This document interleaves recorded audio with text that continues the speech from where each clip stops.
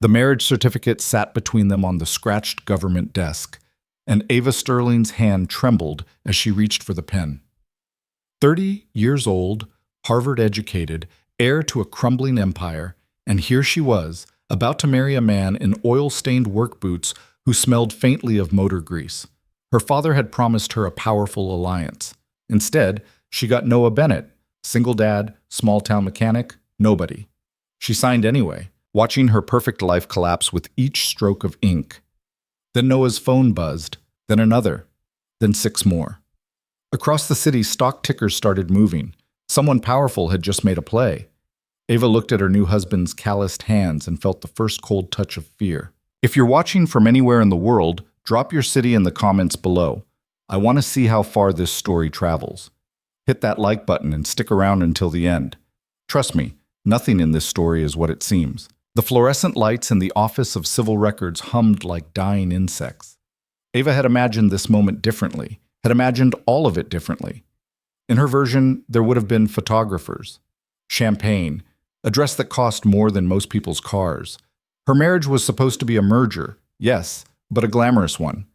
2 powerful families joining forces, the kind of union that made the business section and the society pages simultaneously. Instead, she sat in a plastic chair that squeaked every time she shifted her weight, staring at a water stain on the ceiling that looked vaguely like South America. Miss Sterling? The clerk was a tired-looking woman in her 50s with reading glasses on a beaded chain. She said the name without inflection, the way you might say next customer at a deli counter. It's still Miss Sterling for another 5 minutes, Ava said. Her voice came out sharper than she intended. The clerk didn't react. The other party is here. Ava's stomach clenched.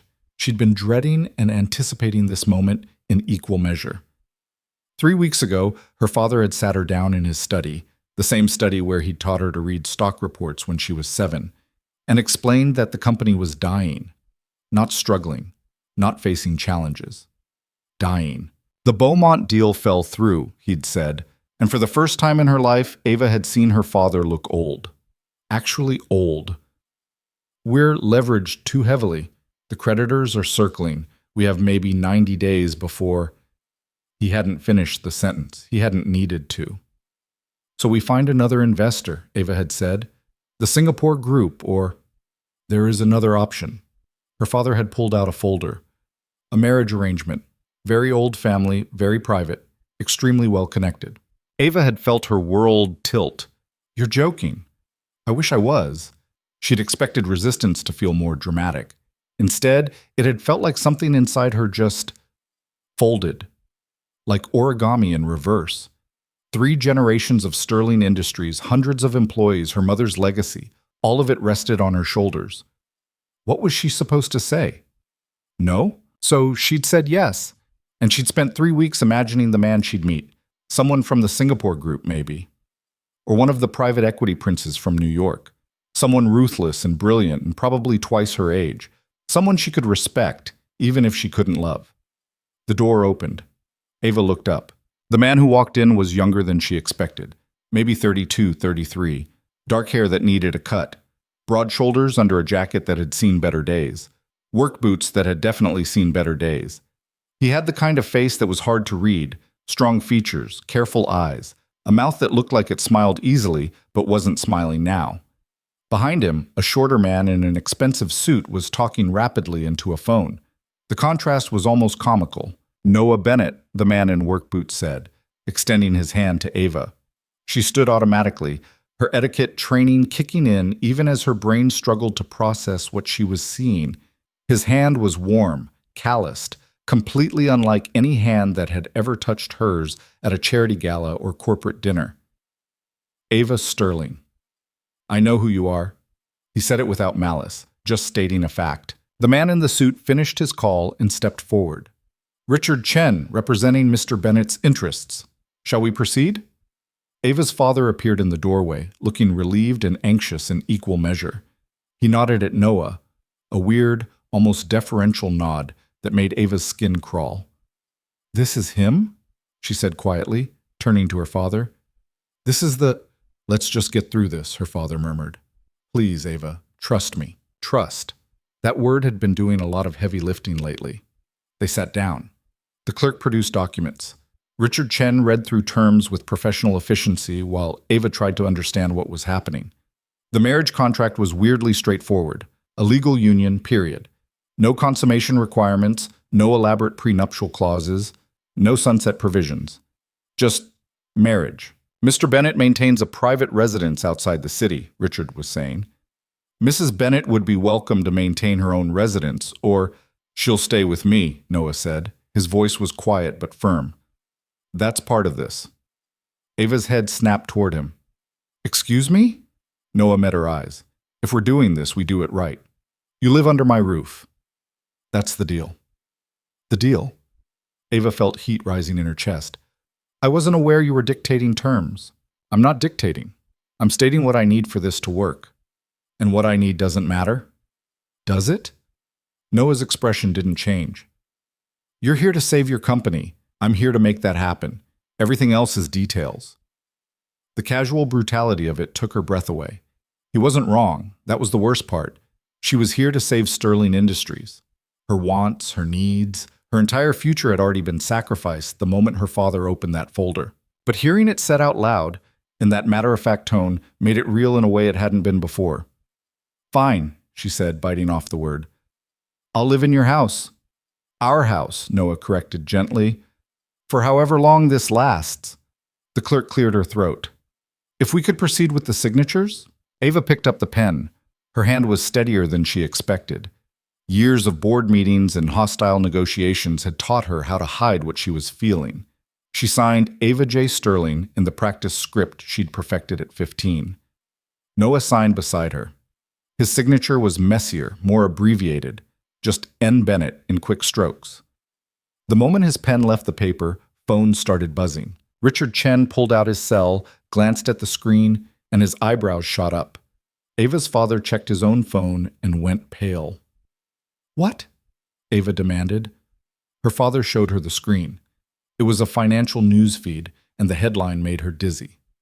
Mystery Fund acquires 12% stake in Sterling Industries stock surges. 40% in minutes. What is this? Ava looked at her father, then at Richard Chen, then at Noah. What's happening? Noah stood up, buttoning his jacket. We should go. I have to pick up my daughter from school. Ava's brain stuttered. Your daughter?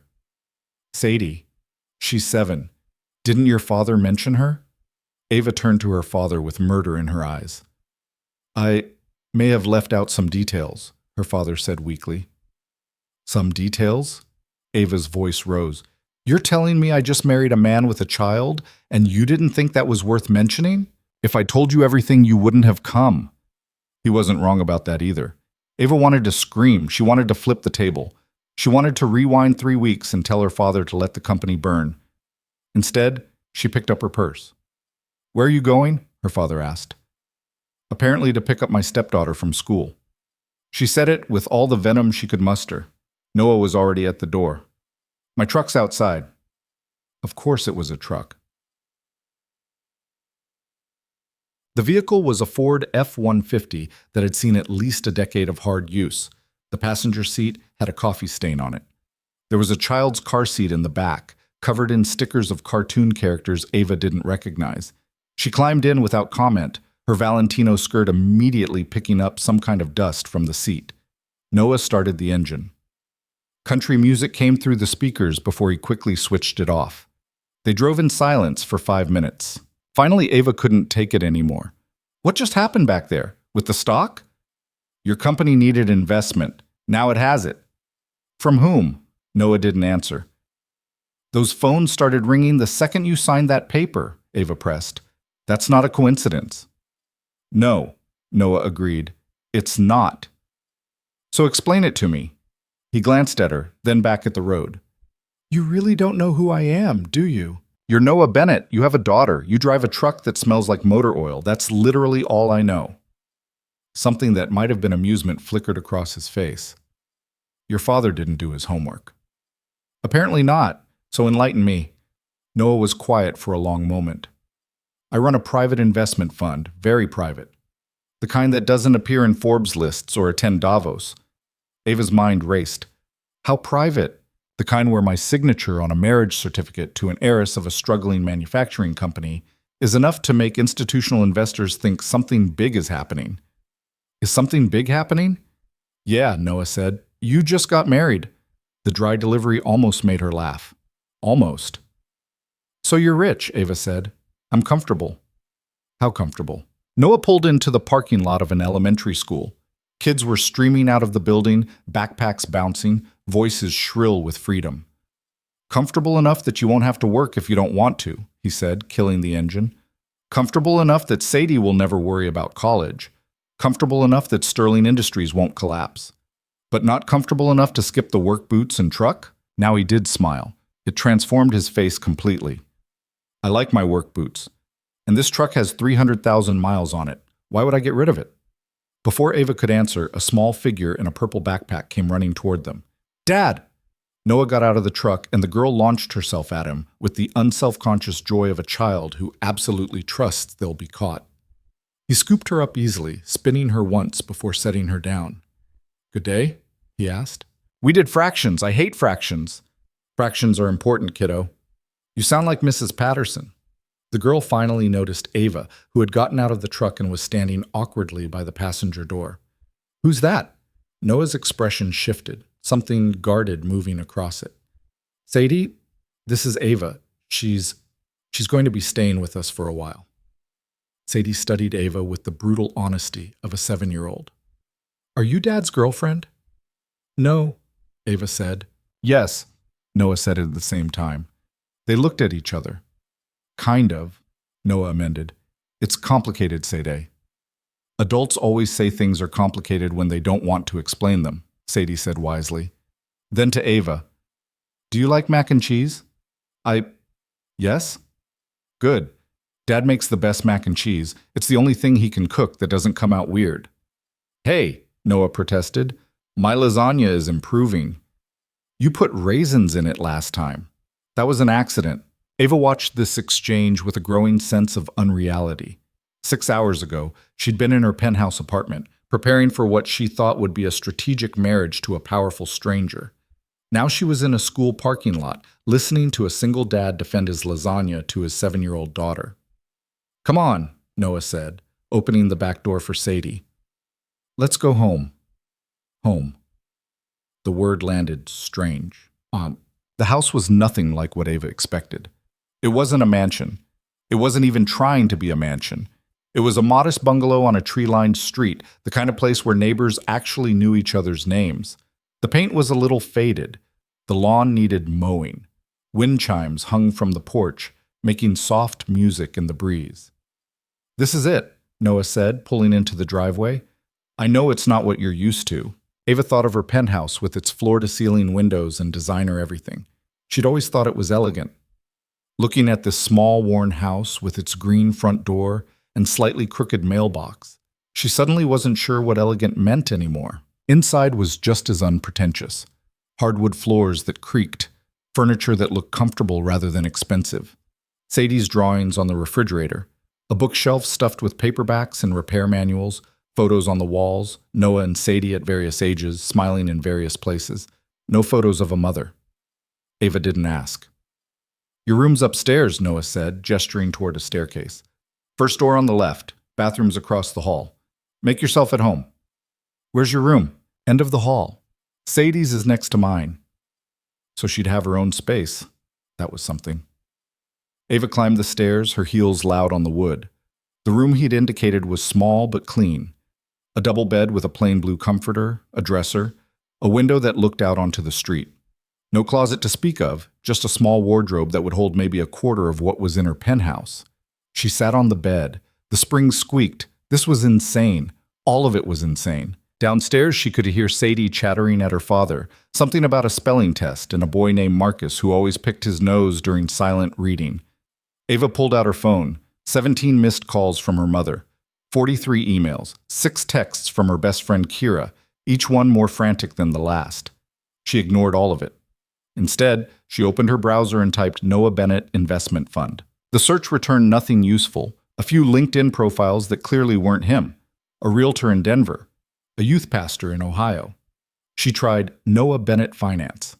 Still nothing. Noah Bennett, billionaire. 0 relevant results. Whoever this man was, he'd scrubbed himself from the internet with professional thoroughness. Ava heard footsteps on the stairs. A soft knock. Yeah? Sadie's head appeared around the door frame. Dad says dinner's in 20 minutes. Also, do you want to see my rock collection? Despite everything, Ava felt a smile tug at her mouth. Sure. Sadie came in, dragging a shoebox that rattled with specimens. For the next 15 minutes, Ava learned more about sedimentary versus igneous formations than she'd ever thought she'd need to know. This one's my favorite, Sadie said, holding up a piece of quartz. Dad found it on a hike. See how it catches the light? It's beautiful. You can borrow it if you want, for good luck. Something in Ava's chest squeezed. Thank you. Sadie grinned, then hesitated. Are you going to stay? I don't know, Ava said honestly. Maybe for a little while. That's what Dad said about the last lady. Then she left. Ava blinked. There was a last lady? She was nice, but she didn't like that Dad worked so much. Do you mind that? I don't know your dad well enough to mind anything yet. Sadie considered this. That's fair. Mrs. Patterson says we should never judge people until we know their whole story. Mrs. Patterson sounds smart. She is. She also has a really cool turtle named Fred. Dinner! Noah's voice floated up from downstairs. Sadie grabbed Ava's hand, completely natural, like they'd known each other for years instead of minutes, and tugged her toward the stairs. Dinner was indeed mac and cheese, the kind from a box with hot dogs cut into it. Ava hadn't eaten anything from a box in probably a decade. It was delicious. After Sadie went to bed, after an elaborate bedtime routine involving 3 different stuffed animals and a negotiation about whether 7 pages or 8 pages counted as a chapter, Noah and Ava sat in the living room. He'd changed out of the work jacket into a plain gray t-shirt. Ava was still in her skirt and blouse, feeling overdressed and out of place. So, Noah said. Questions? About 1,000. Hit me with the top 5. Ava set down the tea he'd made her. Who are you really? That's a big question. You said you run an investment fund. What kind? Noah leaned back, looking tired. The kind that finds undervalued companies and helps them restructure. Sometimes we acquire. Sometimes we partner. Sometimes we just provide capital and strategic advice. And you do this from a bungalow in the suburbs? I do this from wherever I want. That's the benefit of being very, very good at it. Why the act? Ava gestured at the house. The truck, the work boots, the whole blue-collar thing. If you're as rich as you're implying, but it's not an act, Noah interrupted. I am a mechanic. I have a shop about 3 miles from here. I work there 4 days a week. Why? Because I like fixing things. Because it keeps me grounded. Because Sadie needs to see that value isn't just in a bank account. Ava studied him. You're serious? Completely. So you're a billionaire who fixes cars for fun. I'm a mechanic who happens to be good with money, Noah corrected. There's a difference. Is there? To me, yeah. Ava shook her head. This is the weirdest marriage I've ever heard of, and it's only 6 hours old. Noah smiled faintly. Question 2? Why did you agree to this? You clearly don't need my family's money or connections, so why marry me? The smile faded. Noah was quiet for a long moment. Your father's company is about to go under, he said finally. When it does, 400 people lose their jobs. 400 families lose their income. In this economy, in this region, a lot of them won't find equivalent work. So this is charity? This is preventing unnecessary suffering. By marrying me. By stabilizing Sterling Industries long enough for it to restructure. The marriage is just the mechanism. Ava felt something cold settle in her stomach. So I'm the mechanism. We both are, Noah said quietly. I'm not pretending this is romantic, Ava. Your father came to me with a problem. I offered a solution. You agreed to be part of that solution. It's business. Business, Ava repeated. The word tasted bitter. Unless you want it to be something else. She looked at him sharply. What? I'm just saying, we're stuck with each other for at least a year, maybe longer, depending on how the restructuring goes. We can make this miserable, or we can try to make it work. Define work. Noah shrugged. Polite, cordial, maybe even friendly, if we're lucky. Sadie needs stability. I need peace. You need your company saved. We all get what we need. Nobody has to pretend to be in love. And in a year or two, we quietly divorce and move on with our lives. It sounded so reasonable, so clean, so absolutely depressing. Question 3, Noah prompted, but Ava had lost her appetite for answers. I'm tired. I think I'll just go to bed. Okay. Noah stood when she did. Ava? Yeah? For what it's worth, I know this isn't what you wanted. I'm sorry it has to be this way. The apology surprised her. She nodded stiffly. Good night, Noah. Good night. Upstairs, Ava changed into the pajamas she'd packed in her overnight bag. Silk, expensive, completely wrong for this house. She lay in the unfamiliar bed, staring at an unfamiliar ceiling, and tried to process the day. She'd gotten married to a stranger who had a kid and who might or might not be a secret billionaire. Her phone buzzed. Kira. Are you alive? Your dad won't tell me anything and the internet is saying you got married? Call me immediately. Ava stared at the message. She should call. She should explain. She should do something other than lie here, feeling like her life had been replaced with someone else's. Instead, she turned off the phone. Through the wall, she could hear Noah moving around in his room, the house settling. Somewhere outside, a dog barked. This was her life now, at least for a year. Ava closed her eyes and tried to sleep, but sleep was a long time coming. The next morning, she woke to the smell of coffee. It took her a moment to remember where she was. The room was full of soft light, and for a second she thought she was in a hotel somewhere. Then memory crashed back. Married. Bungalow. Stepdaughter. She dragged herself out of bed and followed the coffee smell downstairs. Noah was in the kitchen, already dressed for work in jeans and a flannel shirt. Sadie was at the table, eating cereal and swinging her legs. Morning, Noah said. Coffee's fresh. Thanks. Ava's voice was rough with sleep. Do you want breakfast? I can make eggs. They're one of the 4 things I can successfully cook. What are the other 3? Mac and cheese, scrambled eggs, and toast. I'm a man of limited but consistent skills. Despite herself, Ava smiled. Toast sounds good. Noah set about making it while Sadie chattered about her plans for the day. Something involving a friend named Emma and a very important game of 4 square at recess. What are your plans? Noah asked Ava, sliding a plate of toast across to her. I should probably go back to my apartment, get some clothes, check in at the office. The office can wait, Noah said. Your dad's handling the immediate crisis. Take a day. I don't really do days off. Start. He said it mildly, but there was something firm underneath. You just had a major life change. Give yourself a minute to adjust. Ava wanted to argue, but the truth was she had no idea what she was supposed to do now. Her whole life had been Sterling Industries, the company, the legacy, the endless pressure to be perfect. Now that was paused, saved. She didn't even know. Okay, she heard herself say. A day. Noah nodded, satisfied. He dropped Sadie at school. Ava went with them, still feeling like a tourist in someone else's life. And then they drove in silence back to the house. I have to go to the shop, Noah said as they pulled into the driveway. You're welcome to come with, or stay here, or go wherever you want. You're not a prisoner. What's at the shop? A '67 Mustang that needs a new transmission, a Subaru with a mysterious rattle. The usual. Ava made a decision that surprised herself. Can I come? Noah looked equally surprised. Yeah, of course. The shop was exactly what Ava expected. A large garage with 3 bays, tools hanging on every wall, the smell of oil and metal and work.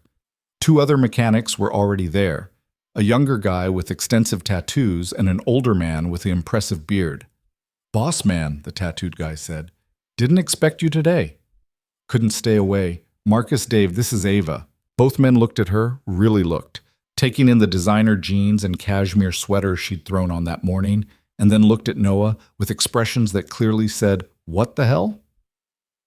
Ava's staying with me for a while, Noah said, offering no other explanation. To their credit, neither man pushed. Marcus just said, cool, and Dave nodded and went back to whatever he'd been doing under the hood of a Honda. Noah showed Ava around the shop, explaining what each tool did with the patience of someone who genuinely loved his work. She found herself actually interested. "Hand me that socket wrench," Noah asked at one point, elbow deep in the Mustang's engine. Ava looked at the array of tools. "Which one is that?" "The one that looks like a— Here, I'll show you." He extracted himself from the car, wiped his hands on a rag, and gave her a quick lesson in basic automotive tools. It was possibly the most normal moment Ava had experienced in months. They worked, well, Noah worked, and Ava mostly watched and occasionally handed him things. Until lunch. Marcus ordered pizza. They ate in the small office, talking about nothing important. Sports, weather, a funny video someone had seen. Nobody mentioned that Ava was completely out of place. Nobody asked questions she didn't want to answer. It was, Ava realized with some surprise, kind of nice. On the drive back to pick up Sadie, Noah glanced at her. "You okay?" "Yeah," Ava said. "Actually, yeah. That was good." "Good different or good good?" She considered. "Good good, I think." Noah smiled. Progress. That night, after another dinner, grilled cheese, which Noah claimed was technically different from toast and therefore counted as a fifth skill. After Sadie's homework and bath time and the increasingly elaborate bedtime routine, Ava found herself on the porch. The wind chimes were moving in the breeze, making their gentle noise. The street was quiet, lights on in houses up and down the block. Noah came out carrying 2 beers. "Thought you might want one," he said, offering her a bottle. Ava took it. They sat in companionable silence. "This is weird," Ava said eventually. "Yeah. I should hate this. I should hate all of it." "Do you?" She thought about it.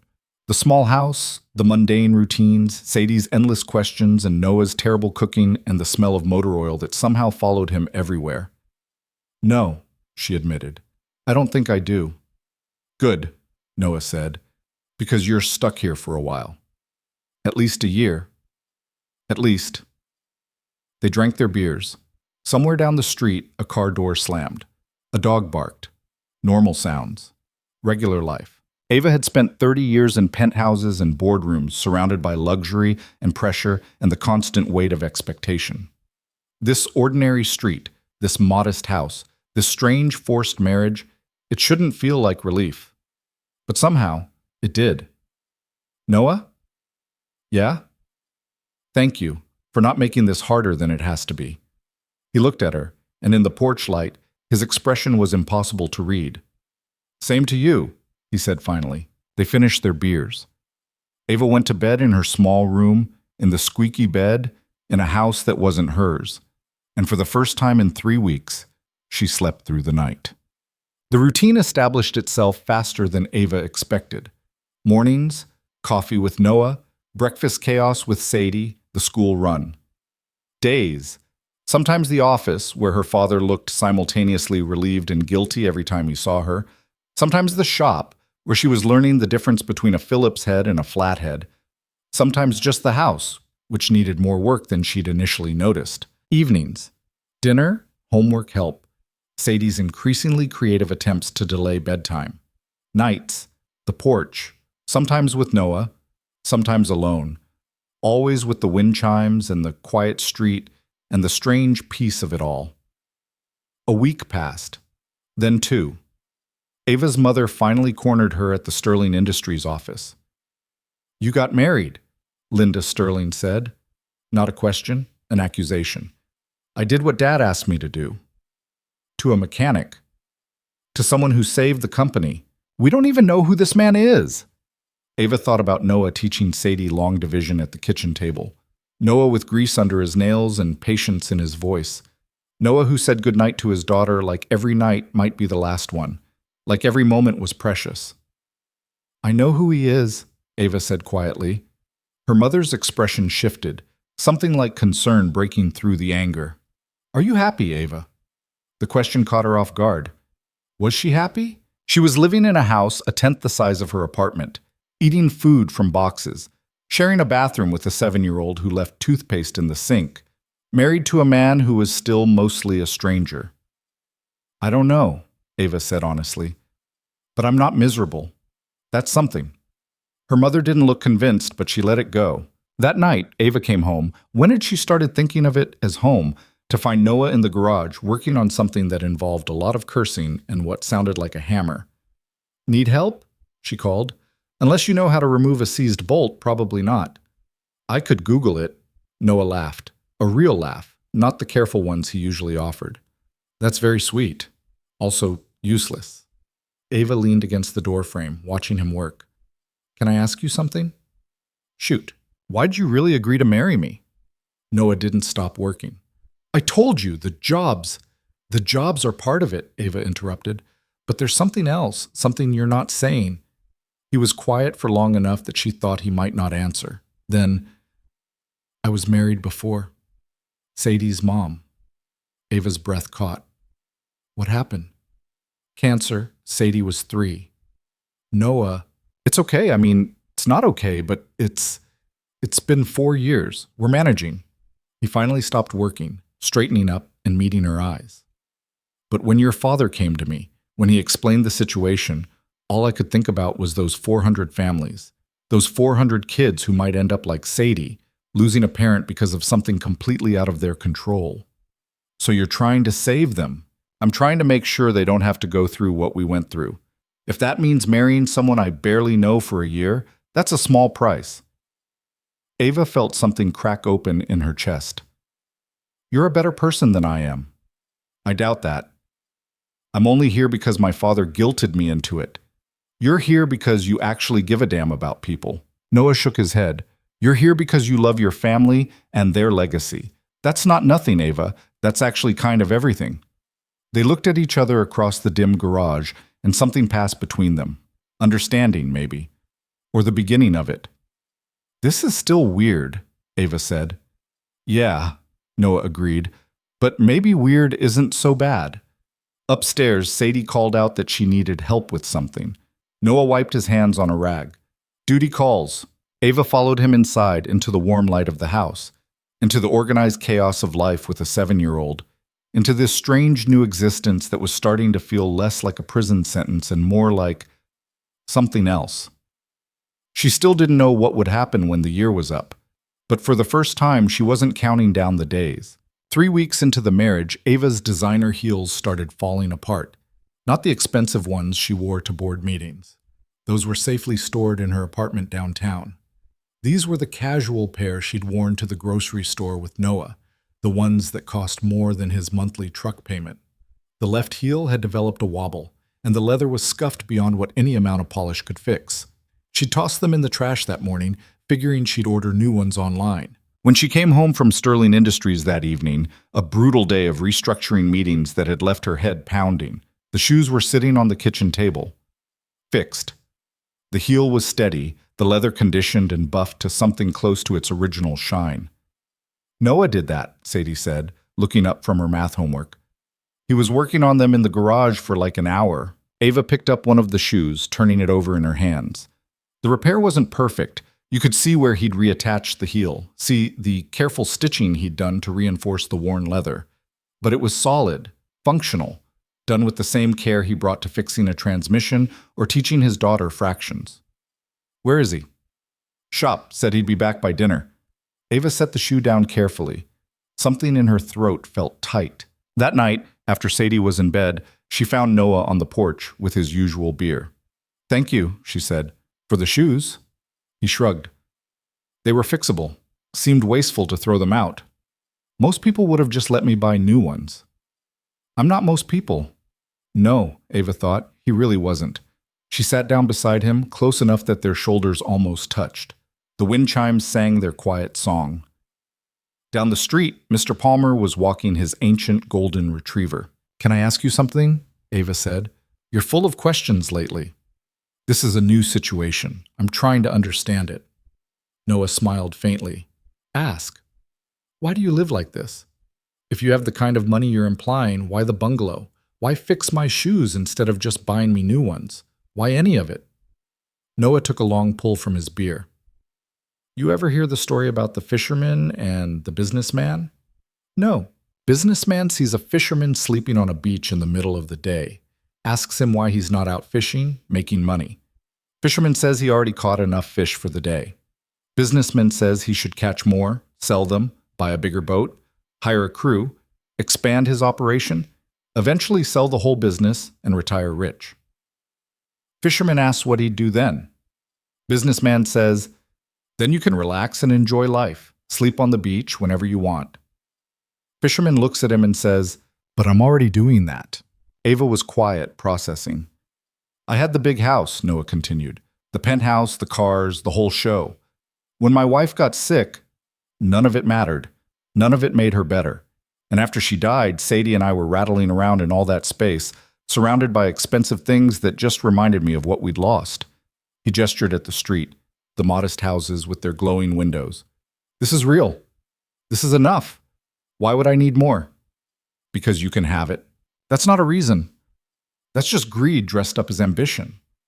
Ava thought about her penthouse, the view she never really looked at, the chef's kitchen she never cooked in, the home theater where she watched Netflix alone on a 90-inch screen. I think I've been doing it wrong, she said quietly. Doing what wrong? Life. All of it. Noah's hand found hers in the dark. Just for a moment, a brief squeeze that might have been comfort or solidarity, or just acknowledgement that she'd said something true. You're doing fine, he said. You're here, aren't you? The next morning, Ava woke up to raised voices downstairs. Not angry voices, excited ones. She pulled on a robe and headed down to find Sadie practically bouncing in her chair while Noah made pancakes. Tell her, Sadie demanded. Tell me what? Noah flipped a pancake with more force than necessary. There's a school thing, a father-daughter dance next Friday. Sadie wants to go. So go. It's also open to other family members. Noah wasn't looking at her. Stepmothers, aunts, whatever. Ava's stomach did something complicated. You want me to come? I want you to come, Sadie said. Emma's mom is coming with her because her dad works nights, and it's supposed to be really fun, and we get to dress up, and there's going to be a DJ and everything. Sadie, maybe Ava has plans, Noah started. I don't have plans, Ava said. The words came out before she'd really thought them through. I mean, I'd have to check my calendar, but please, please, please. Sadie's eyes were huge. You could wear a fancy dress. You have fancy dresses, right? I have a few. See, Dad? She has fancy dresses. Noah looked at Ava over his daughter's head, and his expression was complicated. Grateful, maybe. Or worried. Or both. You don't have to, he said quietly. But Ava found she wanted to, which was strange. A month ago, the idea of attending an elementary school dance would have seemed like torture. Now, looking at Sadie's hopeful face, she couldn't think of a good reason to say no. What time is it? She asked. Sadie squealed. The week leading up to the dance was strange in ways Ava hadn't anticipated. She found herself thinking about it at odd moments, during a tedious conference call about supply chain logistics, during a tense negotiation with creditors, during the quiet moments before sleep. She also found herself noticing things about Noah she'd somehow missed before. Like how he called Sadie's teacher every Tuesday to check in on her progress, even though Sadie was doing fine. Like how he kept a photo of his late wife in his wallet, but never talked about her unless Sadie brought her up first. Like how he'd get up at 5 in the morning to prep the shop for the day, come home to make Sadie breakfast, drop her at school, work a full day, pick her up, help with homework, make dinner, do bedtime, and then spend 2 hours on his laptop doing something he never explained. And he did it all without complaining once. On Wednesday, Ava walked into the kitchen to find Noah on the phone. His voice was different, sharper, more authoritative. The mechanic drawl was gone, replaced by something that sounded like it belonged in a boardroom. I don't care what the projections say, Marcus. The Asian markets are going to correct in the next quarter. Move 30% of the Henderson Fund into bonds. Yes, I'm sure, because I've been doing this for 15 years and I can read a pattern when I see one. He noticed Ava and his whole demeanor shifted, softening back into the man she knew. Just do it, he said into the phone. I'll check the numbers tonight. He hung up. Marcus? Ava said. The guy from the shop? Different Marcus, my fund manager. You have a fund manager. I have several. Ava poured herself coffee, trying to reconcile the two versions of Noah. The one who fixed her shoes and burned grilled cheese, and the one who casually moved millions of dollars around while standing in his kitchen in a faded t-shirt. "How much are you actually worth?" she asked. Noah started scrambling eggs. "Does it matter?" "I'm just trying to understand who I married." "You married a single dad who fixes cars and makes bad lasagna. The money's just background noise. Background noise that saved my family's company." "Your family's company is being saved by smart restructuring and some strategic investments. I just facilitated it." Ava sat down at the table. "You're being deliberately obtuse." "I'm being honest." Noah slid eggs onto a plate and set it in front of her. "I learned a long time ago that the money doesn't define me. It's a tool, sometimes useful, mostly irrelevant to the things that actually matter." "Like what?" "Like whether Sadie feels loved, whether my work means something, whether I can sleep at night knowing I did right by people who counted on me." He met her eyes. "Whether my wife feels trapped, or whether she might, eventually, feel at home." The word wife still landed strange, but home landed stranger. Because Ava was starting to feel it. The comfort of routine. The way Sadie would flop on the couch beside her and narrate her entire day in breathless detail. The way Noah always made sure there was coffee ready when she woke up. The way this small, imperfect house was starting to feel more real than anywhere she'd ever lived. "I'm getting there," she admitted. Noah's smile was small but genuine. "Good." Friday arrived faster than Ava expected. She spent an embarrassing amount of time picking a dress. Not too formal. It was an elementary school gym, not the Met Gala, but nice enough to make Sadie proud. She settled on a navy blue dress that was elegant without being showy.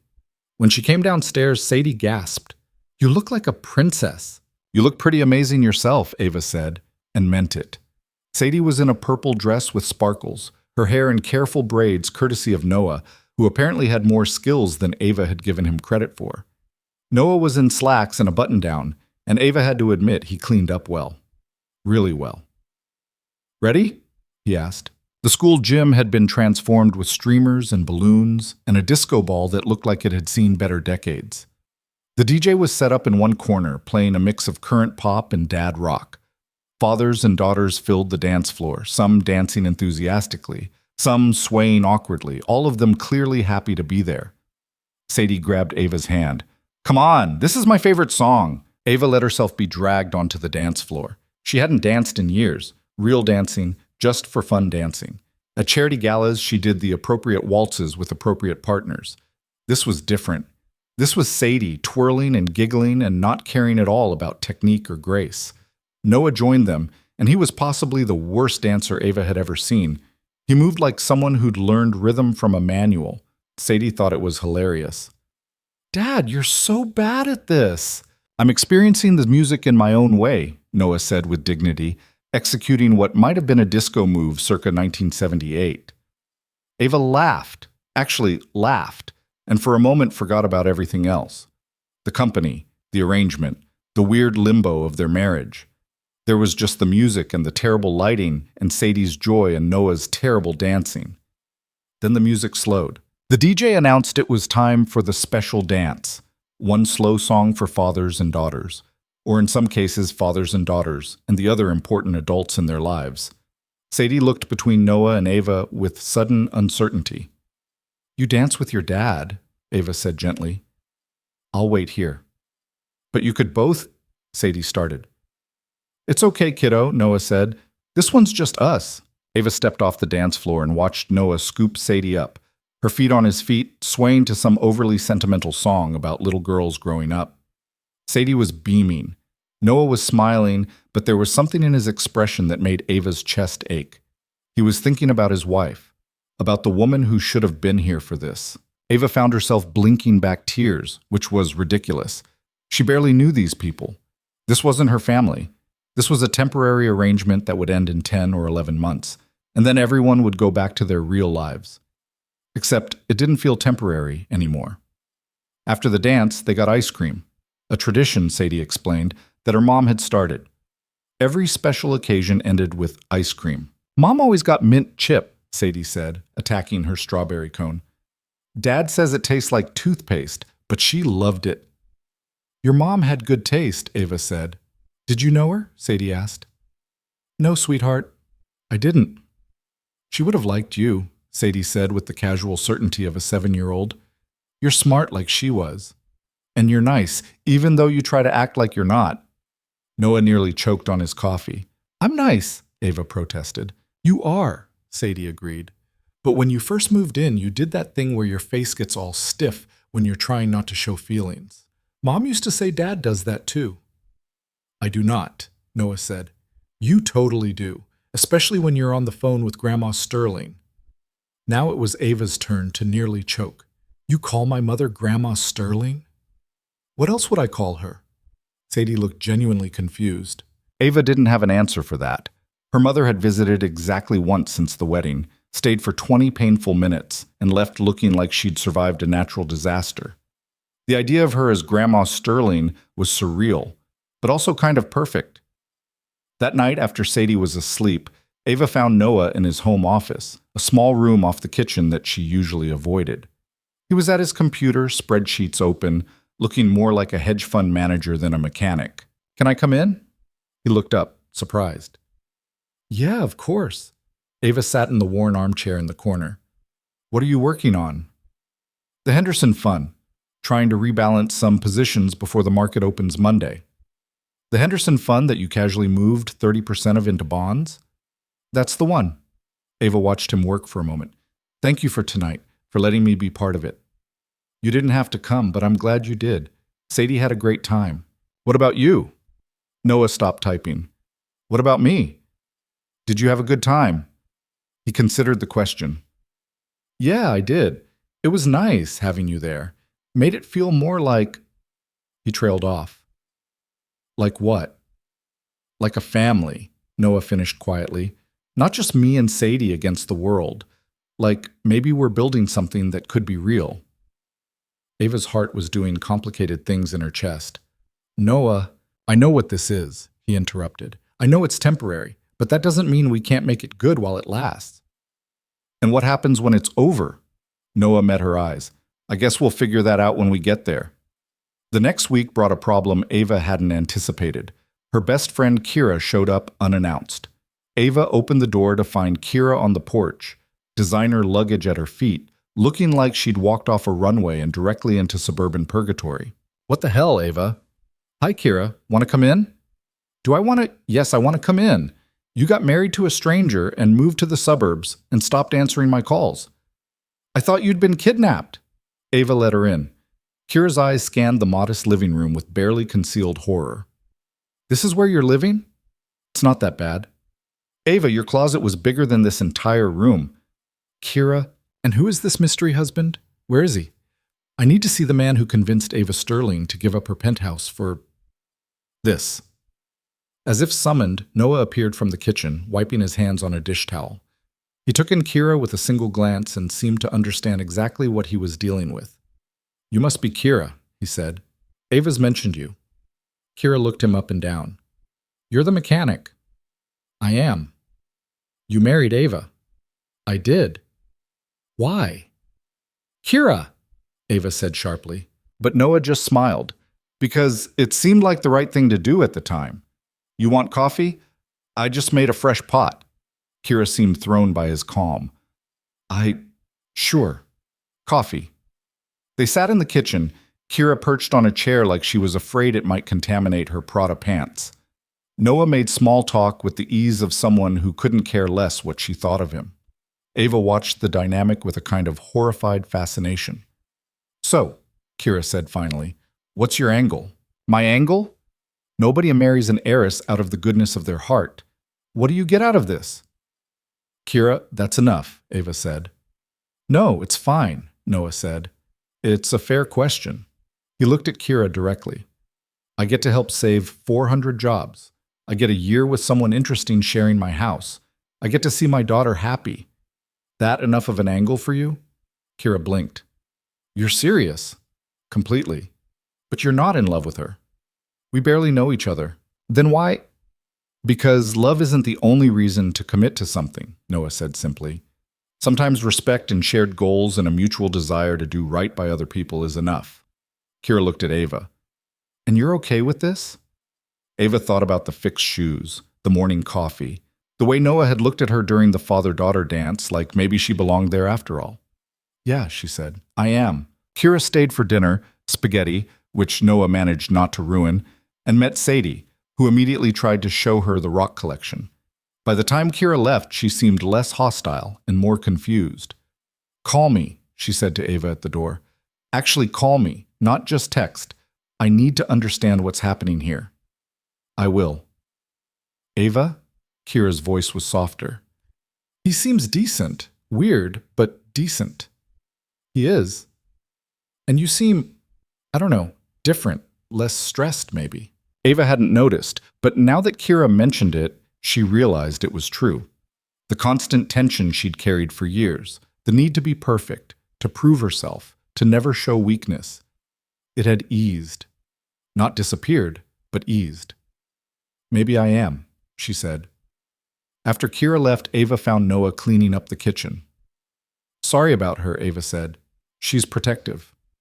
Good. You should have people who look out for you. She's not wrong to be suspicious. This whole thing is weird. Noah dried a plate. Ava, can I ask you something? Sure. Are you happy here? The question stopped her. Was she happy? She'd been focused on getting through it, on surviving the arrangement, on not thinking too hard about what any of it meant. I don't know if happy is the right word, she said slowly, but I'm not unhappy, and that's more than I expected. That's something, Noah said. That night, lying in her room, Ava heard her phone buzz. A text from her father. Need you in the office tomorrow. Restructuring committee meeting. The real world. Intruding on the bubble she'd been living in. The meeting the next day was brutal. Hours of financial projections and layoff discussions and tough decisions about which divisions to cut. Ava fought for every job she could save, but the math was unforgiving. By the time she got home, she was exhausted and on the edge of tears. Noah took one look at her and said, Bad day? The worst. He didn't ask questions, just made her tea, the fancy kind he'd started keeping in the house after he noticed she preferred it to coffee in the evenings, and sat with her on the couch. You want to talk about it? We had to let 70 people go. 70 people with families and mortgages and kids in college, and I had to sit there and approve it. I'm sorry. It's not enough. Being sorry doesn't give them their jobs back. No, Noah agreed. But you saved the other 330. That's not nothing. It feels like nothing. Noah was quiet for a moment. After my wife died, I had to make a choice. I could keep running my fund, keep making money, keep playing the game, or I could step back and actually be present for Sadie. I chose Sadie. And you know what? Some people told me I was wasting my potential, that I should hire nannies, keep working, maximize my impact. What did you say? I said impact doesn't mean anything if you're not there for the people who need you most. You did the hard thing today, Ava. You made the choice that saves the most people. That's leadership. It's supposed to hurt. Ava felt tears spilling over. She hadn't cried in front of anyone in years. Noah didn't make a big deal of it, just handed her a box of tissues and stayed beside her while she fell apart and pulled herself back together. Thank you, she said eventually. For what? For not trying to fix it, for just being here. That's what partners do, Noah said. Then realizing what he'd said, he added quickly, I mean, that's what people do, for each other, when they… I know what you meant, Ava said softly. Their eyes met, and something passed between them that hadn't been there before. Something that felt dangerous and inevitable and absolutely terrifying. Ava looked away first. The weeks continued. Spring turned towards summer. The routines deepened. Sadie finished second grade. Sterling Industries stabilized, and Ava found herself settling into a life she'd never imagined wanting. Then came the phone call that changed everything. Ava was at the shop helping Marcus organize the tool inventory, a task she'd somehow gotten roped into, when Noah's phone rang. He glanced at the screen and his whole face changed. I need to take this, he said, walking outside. Through the window, Ava watched him pace, his free hand running through his hair in what she'd learned was his tell for stress. The call lasted maybe 3 minutes. When he came back inside, he looked shaken. Everything okay? Ava asked. Fine. Just business. But that night she heard him on the phone again. His office door was closed, but the walls were thin. I don't care what the board thinks. We're not selling to Meridian. Find another buyer. Because I know what they'll do to the company. They'll strip it and flip it, and 1,000 people will lose their jobs. Then we wait. I said we wait. The next morning, Noah was distracted. He burned the eggs, forgot to pack Sadie's lunch, didn't say 3 words on the drive to school. What's wrong?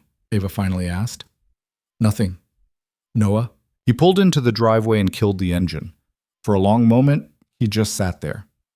One of my portfolio companies is in trouble, he said finally. Hostile takeover attempt. If it goes through, it's going to be bad. How bad? Hundreds of jobs gone, maybe thousands. Can you stop it? I'm trying, but I can't do it alone. He looked at her. And I can't explain why I care so much without explaining things I'm not ready to explain. Ava's mind was racing. This is about more than money, isn't it? It's always about more than money. She thought about the careful way he'd scrubbed himself from the internet, the way he lived small despite having vast resources, the way he'd agreed to marry her to save 400 jobs. Who are you really, Noah? He gave her a tired smile. I'm exactly who I've always said I am. I'm just also some other things I haven't mentioned yet. That's not an answer. I know. He got out of the truck. But it's all I've got right now. Ava watched him walk into the house, and for the first time since their wedding, she felt the ground shift beneath her. Whatever this arrangement was, whatever they'd been building, it was built on foundations she didn't fully understand, and she was starting to think those foundations ran a lot deeper than either of them had admitted. The crisis with Noah's portfolio company came to a head 3 days later, though Ava didn't know it until she walked into Sterling Industries and found her father in a panic. We need to talk, he said, pulling her into his office and closing the door. Privately. What's wrong? Sterling just received an offer, a buyout offer. Anonymous fund, routed through about 6 shell companies, but the terms are… He shook his head. They're incredible, Ava. 20% above market value. Full employment guarantees for 2 years. Retention bonuses for key staff. Ava's stomach dropped. Who's the buyer? That's the thing. I can't trace it. My lawyers spent all night trying to follow the paper trail, and it just disappears into offshore accounts and holding companies. He looked at her. But the offer came in exactly 12 hours after Sterling stock took a hit from the restructuring announcement. Someone was watching. Someone who moved the second we looked vulnerable. Dad, it's him, isn't it? Your husband. Ava sat down heavily. I don't know. You don't know or you don't want to know? Both, maybe. She rubbed her temples. He's been acting strange all week, taking calls at odd hours. Mentioned something about a hostile takeover he was trying to stop. Her father leaned against his desk. Ava, who did I marry you to? A mechanic with a 7-year-old daughter who makes terrible lasagna. And apparently someone with enough money to casually rescue failing companies. Not just money. Her father pulled up something on his computer and turned the screen toward her. I had our people dig deeper. They found a pattern. Over the last 5 years, 12 companies on the verge of collapse were saved by anonymous investments. 12 companies that together employ over 15,000 people. Every single one of those investments can be traced, if you know where to look, back to a network of funds that all connect to one name. Noah Bennett. Not quite. Her father clicked to another screen. Noah Bennett, the mechanic, didn't exist before 7 years ago. But before that, there was a Noah Castellano, youngest VP in the history of Whitmore Capital, built a fund that returned 40% year over year, was being called the next Warren Buffett before he was 30. The name meant nothing to Ava, but the numbers did. What happened to him? He disappeared. Walked away from a $3 billion fund the same year his wife died. There were rumors, some scandal with his partners, accusations of insider trading that were never proven. He vanished, and the financial world moved on. Her father met her eyes. But the investment pattern didn't stop. It just went underground. Ava felt like the room was tilting. So he changed his name, legally. Noah Castellano became Noah Bennett. He bought that house, opened the garage, and apparently kept running one of the most successful private equity operations in the country from a bungalow in the suburbs. Why would he do that? That, her father said, is what I'm hoping you can find out. Ava drove home in a daze. Every conversation with Noah replayed in her head with new context, the careful way he talked about money. The phone calls with Marcus, the fund manager. The fact that he'd understood complex financial terms better than most of the MBAs on Sterling's board. She'd thought he was smart, thoughtful, good with numbers. She hadn't thought he was one of the most brilliant financial minds of his generation, hiding in plain sight. The house was empty when she got there. A note on the kitchen table. Took Sadie to her friend's house, back by 6. There's leftover pasta in the fridge. Ava stood in the quiet kitchen and tried to figure out what she was feeling. Betrayed? He'd never lied to her, not directly. Confused? Absolutely. Angry? Maybe. Yeah, a little bit angry. She went upstairs to Noah's office, the room she'd only been in once before. This time, she actually looked around.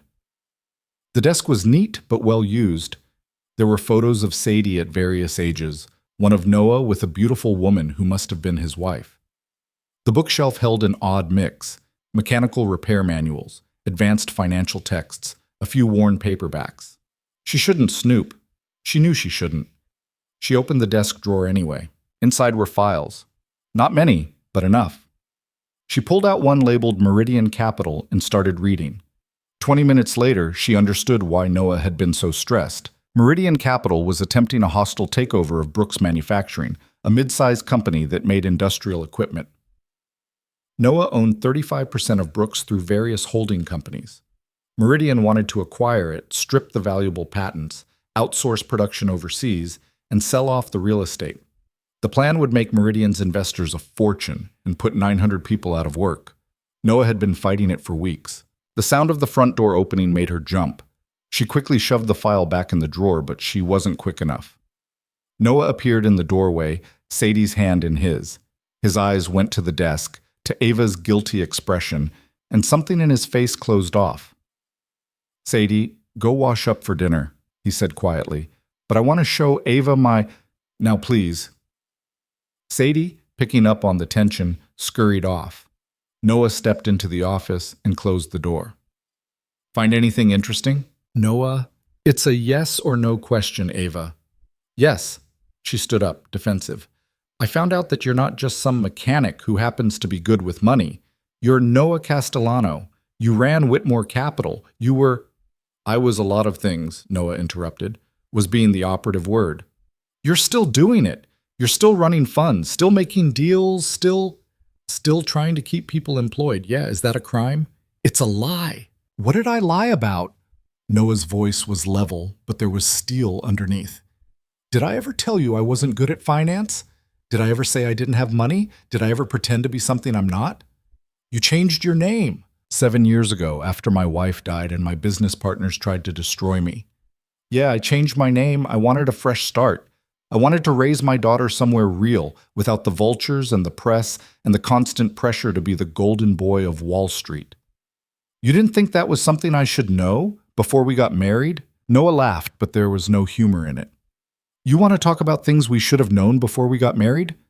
How about the fact that you were planning to divorce me the second the year was up? How about the fact that you saw this as a prison sentence you had to endure for your family?"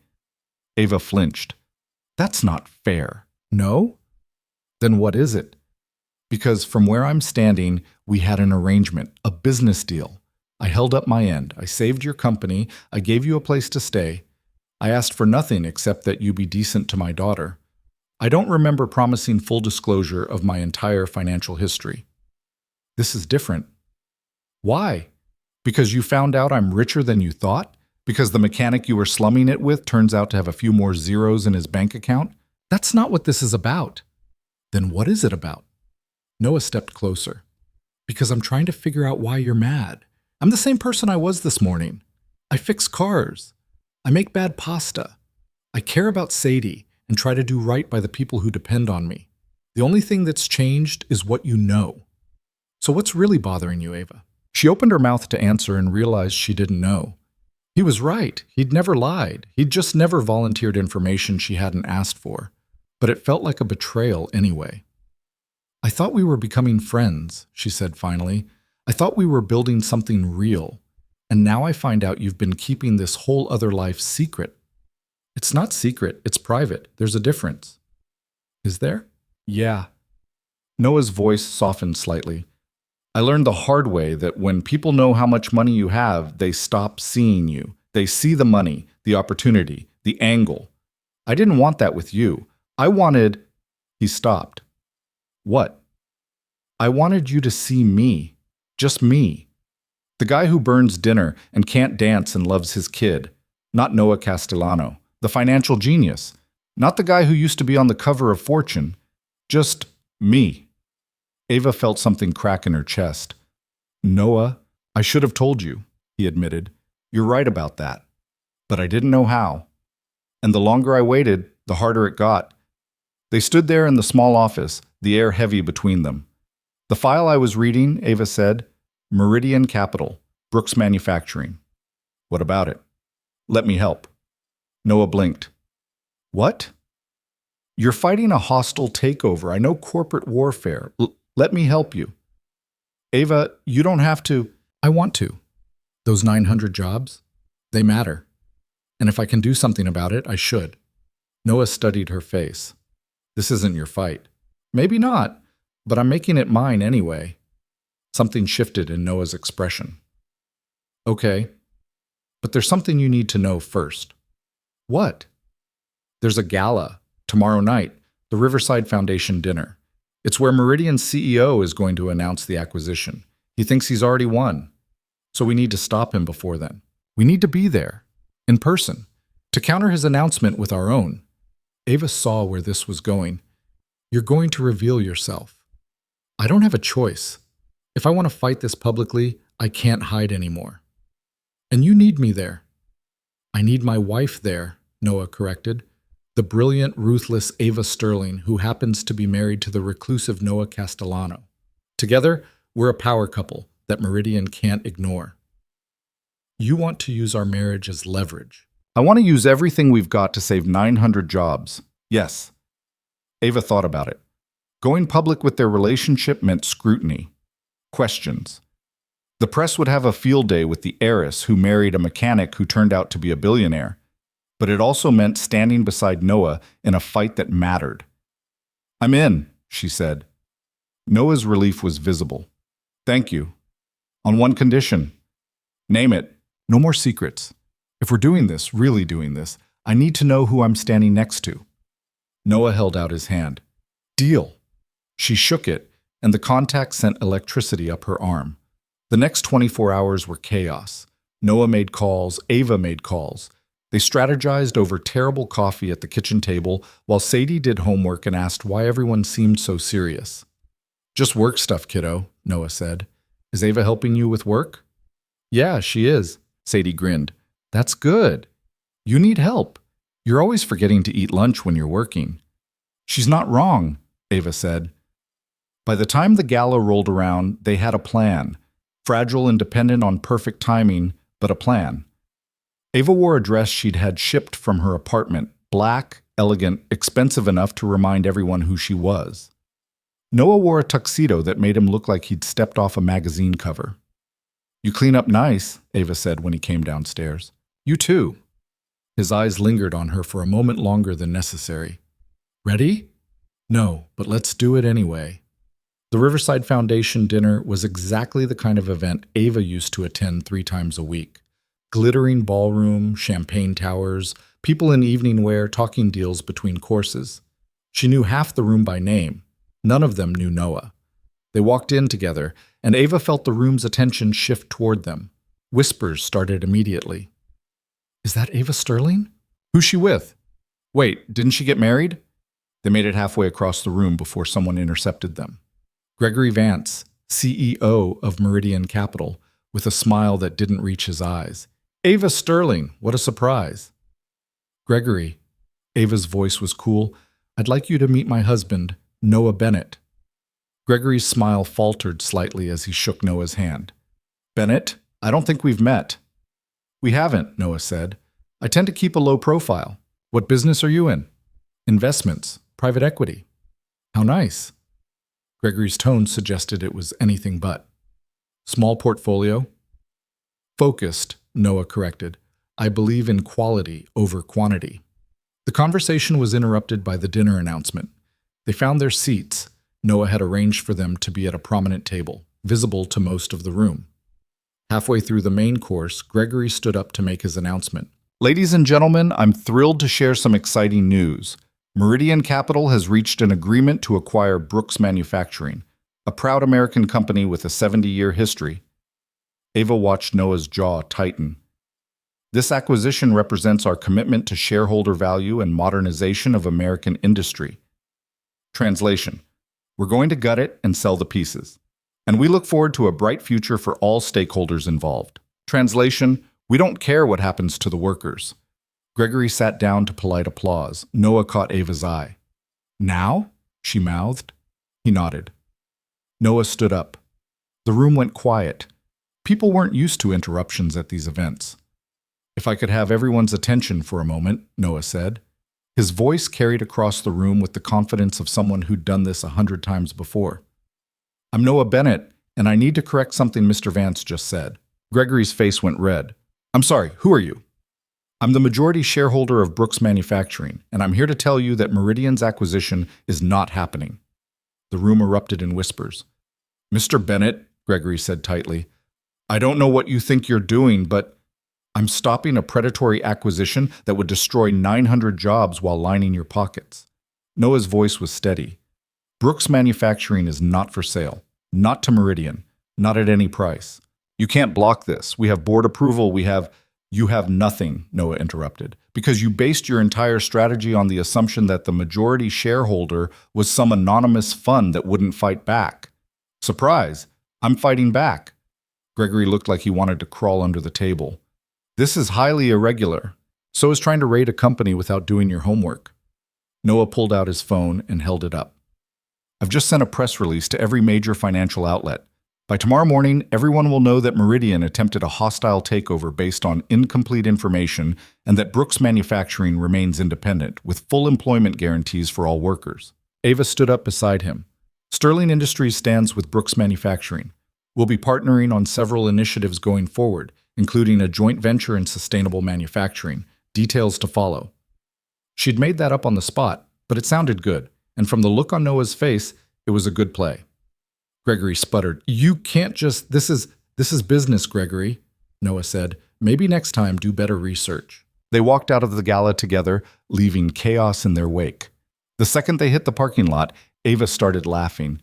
Did you see his face? I thought he was going to have a stroke, Noah said, grinning. That was incredible. Completely insane, but incredible. They got in Noah's truck. He'd driven it instead of the Mercedes he apparently also owned, and sat there for a moment. Thank you, Noah said quietly, for backing my play. Thank you for letting me be part of it. Ava looked at him. Is this what you used to do before? Sort of. But before it was about the money, about winning. This is different. How? Because it matters. Those 900 people get to keep their jobs. Their kids get to stay in the same schools. Their families stay stable.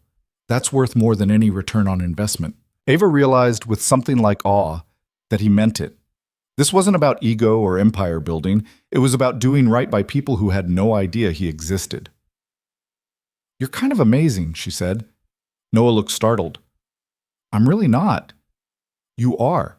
You rebuilt your entire life around what matters, even when it meant giving up the spotlight. That takes guts. Or stupidity. No, courage. Ava reached over and took his hand. Thank you for trusting me with this. Noah's fingers tightened around hers. Thank you for not running when you found out. Where would I run to? I live in your house. He laughed. Fair point. They drove home in comfortable silence. When they pulled into the driveway, the babysitter's car was still there. They told her they'd be late. Noah paid her, and she left. Sadie was asleep upstairs, one arm around her favorite stuffed elephant. Want a beer? Noah asked. Yeah. They ended up on the porch, like they had so many nights before. But tonight felt different. The secrets were gone. The pretense was stripped away. It was just them. So, Ava said, Noah Castellano. I go by Bennett now. Why Bennett? It was my wife's maiden name, seemed right. Ava processed that. You really loved her, more than I thought was possible. Noah stared out at the quiet street. When she died, I didn't just lose her. I lost the person I was going to be. the future we'd planned. Everything. I'm sorry. Me too.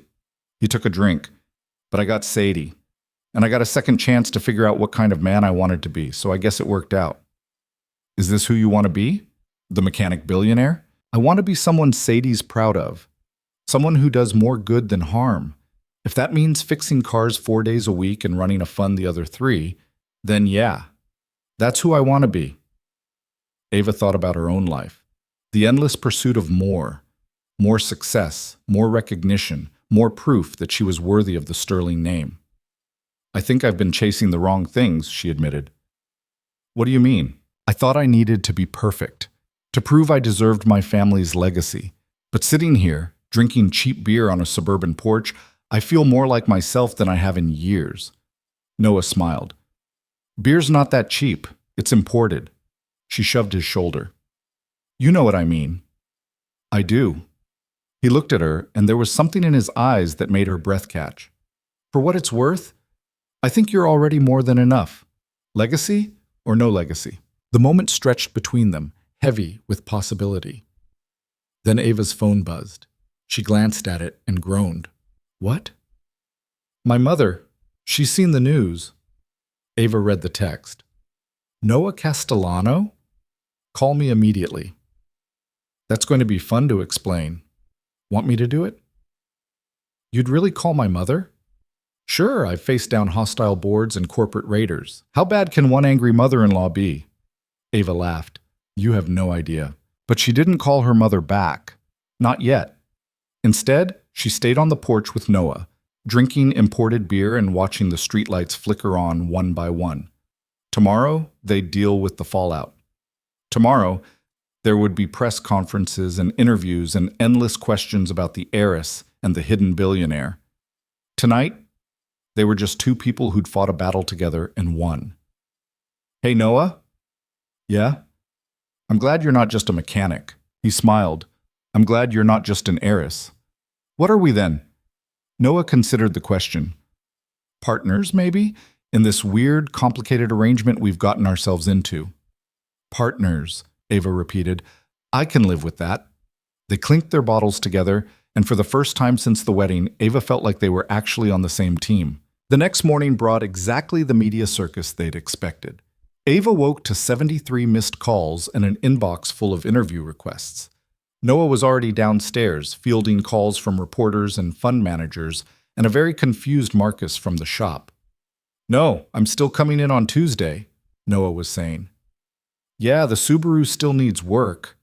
I don't care if it makes the news, Marcus. The rattle isn't going to fix itself. Ava came downstairs to find Sadie eating cereal and reading something on a tablet. Morning, Ava said. Sadie looked up. Did you know Dad's famous? I'm finding that out. There's an article here that says he's a genius. He's okay, Ava said, grinning when Noah shot her a look. It also says you guys are a power couple. What's a power couple? It means people think we're important, Noah said, hanging up the phone, which is mostly nonsense. But you did save a bunch of jobs, right? That seems important. Smart kid, Ava said. I know. Sadie went back to her cereal, completely unfazed by the chaos. Ava's phone rang again. Her father. I need to take this. She stepped outside. Hi, Dad. Ava, are you okay? I'm fine. Noah Castellano, I can't believe he's the one who saved us, back at the beginning. The anonymous investment fund. I figured. Why didn't he tell you? It's complicated. Her father was quiet for a moment. Do you trust him? Did she? A month ago, she would have said she barely knew him. But now, after everything. Yeah, Ava said. I do. Good. Because Sterling Industries just received 3 major contract offers, all from companies in Noah's portfolio. He's not just saving us, Ava. He's setting us up to thrive. He didn't mention that. I don't think he wanted to make it seem like he was buying your affection. Ava looked back through the window at Noah, who was now helping Sadie with something on her tablet while fielding another call. I don't think he needs to buy anything, she said softly. Ava, are you falling for him? I married him, Dad. That's not an answer. I know. She hung up before he could push further because she didn't have an answer, not one she was ready to say out loud. The rest of the day was a blur of crisis management and strategic planning. Noah's PR team, he had a PR team, coordinated responses while Ava handled the Sterling Industries angle. They worked side by side at the kitchen table, laptop to laptop, and it felt right in a way that scared her. That night, after Sadie was in bed, Noah found Ava in the backyard staring up at the stars. "You okay?" he asked. "Just thinking. About? About how weird my life is now. 3 months ago, I was Ava Sterling, workaholic heiress with a penthouse and a dying company. Now I'm Ava Bennett, married to a billionaire mechanic, living in the suburbs and actually happy." "You're happy?" She turned to look at him. "Yeah, I think I am. Are you?" Noah stepped closer. "Yeah, more than I thought I'd be." The night air was cool, and there was something electric in the space between them. "Noah? Ava?" They both stopped, laughed awkwardly. "You first," Noah said. "This arrangement, our deal. When does it end?" "The contract says a year minimum, but there's no maximum. It ends when we want it to." "And if one of us doesn't want it to end?" Noah's eyes searched her face. "Then we'd have to talk about what that means, about what this is becoming." "What do you think it's becoming?" "Something real," Noah said quietly. "If we let it." Ava's heart was pounding. "That wasn't part of the deal." "No, it wasn't. It complicates everything." "Yeah. We should probably stop before it gets more complicated." "Probably." Neither of them moved. Then Noah's phone buzzed. He glanced at it and swore softly. "What?" "Meridian. They're not done. Gregory just filed an injunction claiming fraud in our Brooks Manufacturing shares." The moment shattered. They were back in business mode, the almost confession hanging unfinished between them. "Can he do that?" Ava asked. "He can try. It won't stick, but it'll tie us up in court for months." "Then we need to hit back harder." Noah looked at her with something like admiration. "You're kind of ruthless when you want to be." "I learned from the best. My father didn't build Sterling Industries by being nice. And here I thought you were just the pretty face of the operation." Ava punched his arm. "Chauvinist. Realist." They went back inside, back to their laptops and their strategy sessions, and the moment in the backyard faded into something they'd deal with later. Except later never came. Because the next day, everything changed again. The attack came from a direction neither of them anticipated. Ava was at Sterling Industries 3 days after the gala, when her assistant burst into her office without knocking. "Ms. Sterling, you need to see this." The tablet showed a breaking news alert. Financial fraud allegations. Rock Castellano Empire. Former partners claim illegal trading practices. Ava's blood went cold. She scrolled through the article. Thomas Whitmore and David Chen, Noah's former partners at Whitmore Capital, had gone public with accusations. Insider trading, market manipulation, using confidential information to make illegal trades 7 years ago, right before Noah disappeared. "The evidence is substantial," Whitmore was quoted as saying. "We've been working with federal investigators for months. Noah Castellano built his fortune on fraud, and we're prepared to prove it." Ava called Noah. He didn't answer. She called again. Nothing. She grabbed her keys and drove home faster than she should have, her mind racing. This wasn't random. This was timed perfectly to destroy Noah's credibility right when he'd exposed himself publicly. The house was quiet when she got there. Too quiet. She found Noah in his office, staring at his computer screen with an expression she'd never seen before. Defeated. "Noah." He didn't look up. "You saw the news?" "Yeah, tell me it's not true." "It's not true." His voice was hollow. "But I can't prove it." Ava sat down across from him. "Explain." Noah finally looked at her, and the pain in his eyes nearly broke her. 7 years ago, Whitmore and Chen came to me with a deal. A sure thing, they said, a company that was about to announce a major merger. If we bought in before the announcement, we'd triple our investment. Insider trading. I told them no. I said if they had inside information, we couldn't touch it. They laughed at me, said everyone did it, that I was being naive. Noah's hands clenched into fists. 2 weeks later, my wife died. I was a mess. I wasn't paying attention to the fund, And they made the trade anyway, using my credentials, my signature, forged, but good enough that no one questioned it. When did you find out? 3 months after Julia's funeral. By then, the SEC was already investigating. Whitmore and Chen had covered their tracks, made it look like I was the one who orchestrated everything. They offered me a deal, disappear quietly, and they'd make the investigation go away. If I fought, they'd make sure I went to prison, and Sadie ended up in foster care. Ava felt sick. So you walked away. Walked? I didn't have a choice. I had a 2-year-old daughter who'd just lost her mother. I couldn't risk losing her too. Noah's voice cracked. So I changed my name, took what money I'd saved separately, and started over. I thought it was over. I thought they'd leave me alone. But you kept investing. You kept building the fund. Under different names, through offshore accounts they couldn't trace. I was careful. I thought I'd buried Noah Castellano deep enough that he'd never come back. Until the gala. Until I stood up in front of 500 people and announced who I was. Noah laughed bitterly. I'm an idiot. I should have known they'd come after me. Ava's mind was already working through the problem. Okay, we need lawyers. The best you can afford. I have lawyers. They're already on it. But Ava, this is different from the Meridian fight. This is the federal government. If they decide to prosecute, there's always something. Ava stood up. Do you have records from back then? Emails, documents, anything that proves you didn't make that trade? They've had 7 years to destroy evidence. That's not what I asked. Noah looked at her for a long moment, then pulled out a laptop from his desk drawer. I kept copies. Everything.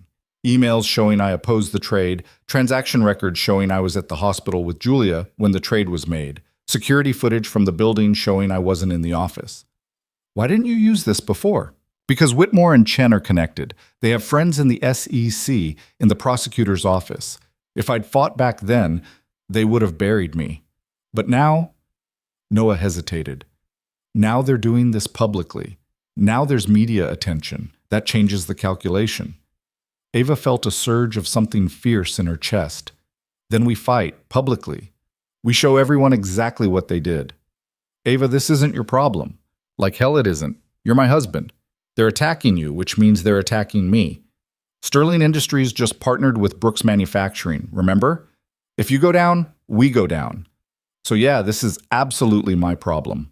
Noah stood up, moving closer to her. This could get ugly. They'll come after you too. Your reputation, your company. I don't care. You should care. Well, I don't. Ava grabbed his face, forcing him to look at her. Listen to me. You saved my family's company when you didn't have to. You gave me a home when I felt like I was drowning. You showed me what actually matters in life. I'm not abandoning you now. Why? Noah's voice was barely a whisper. Why would you risk everything for me? Because I'm falling in love with you, Ava thought. But she wasn't ready to say that out loud. Because it's the right thing to do, she said instead. And because we're partners, remember? Noah pulled her into a hug and Ava felt him shaking. This strong, brilliant man who'd fought hostile takeovers and rebuilt his life from nothing. He was terrified, and he was letting her see it. Thank you, he said into her hair. Don't thank me yet. We haven't won. They pulled apart, and Ava saw something shift in Noah's expression.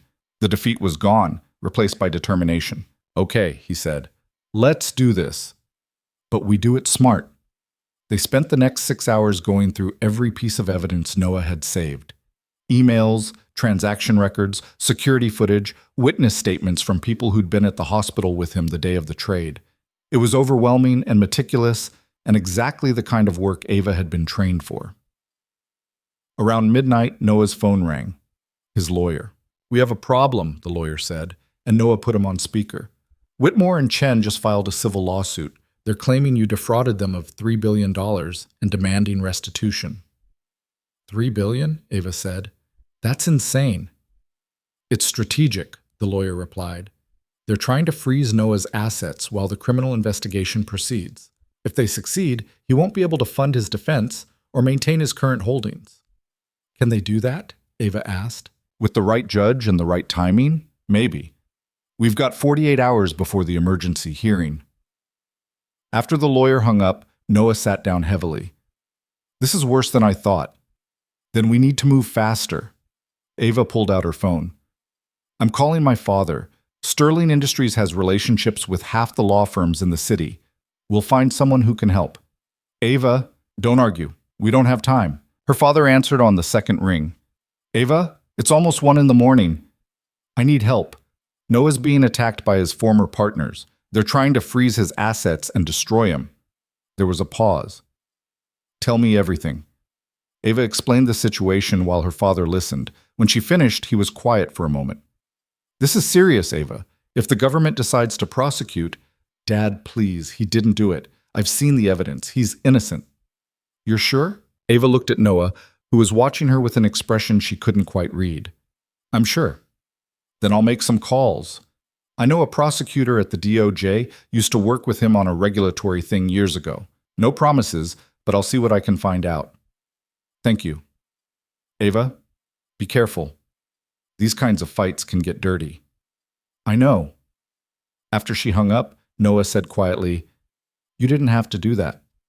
Yes, I did. Why? Because someone needs to have your back. And apparently, that's my job now. Noah smiled, small and sad. When did that happen? I don't know. Sometime between the terrible mac and cheese and you fixing my shoes. Ava sat down beside him.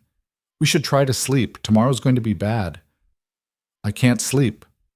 Me neither. They ended up on the couch, sitting close, not quite touching. The house was quiet, except for the clock ticking in the kitchen. Can I tell you something? Noah said. Yeah. When Julia died, I thought that was it. I thought I'd used up my chance at having something real with someone. I'd focus on Sadie, do my work, and that would be enough. And now? Now I'm sitting here with someone who barely knows me, who has every reason to walk away, and she's instead planning legal strategy at 1 a.m. Noah turned to look at her. That's not nothing. No, Ava agreed. It's not. Their eyes met, and for a moment Ava thought he might kiss her. But instead he just reached over and took her hand. They fell asleep like that, on the couch, hands linked, and when Sadie found them in the morning, she just smiled and quietly got herself cereal. The next 48 hours were a controlled explosion of activity.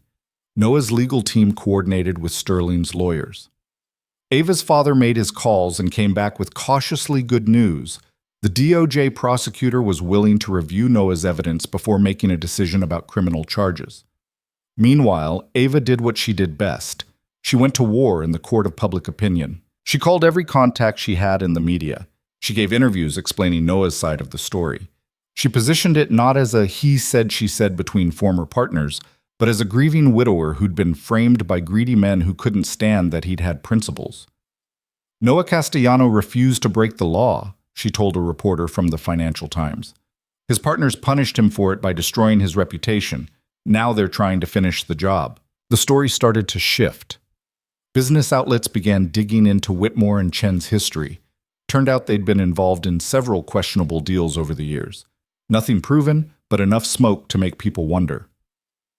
On the morning of the emergency hearing, Ava dressed in her sharpest suit and met Noah at the courthouse. He looked exhausted but determined. Ready? She asked. As I'll ever be. The hearing was brutal. Whitmore and Chen's lawyers painted Noah as a criminal mastermind who'd fooled everyone. Noah's lawyers countered with evidence and timelines. The judge listened, stony-faced. Finally, he made his ruling. I'm denying the motion to freeze assets. The plaintiff's case is based on allegations that have not been proven, and freezing Mr. Bennett's assets at this stage would cause irreparable harm. However, I'm ordering both parties to preserve all documents related to the original transaction. We'll reconvene in 30 days. It wasn't a complete victory, but it was enough. Noah's assets were safe for now. Outside the courthouse, reporters swarmed them. Ava had prepared for this. Mr. Bennett has always maintained his innocence, she said into the cameras. The evidence will show that he was framed by partners who couldn't accept that he refused to break the law. We look forward to proving the truth in court. Ms. Sterling, why are you standing by your husband?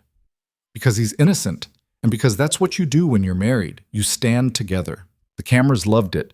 The heiress defending her secretly brilliant husband against false accusations. It was the kind of story that wrote itself. Back at the house, Noah collapsed on the couch. Sadie climbed up next to him. Did you win, Dad? Sort of, kiddo. It's complicated.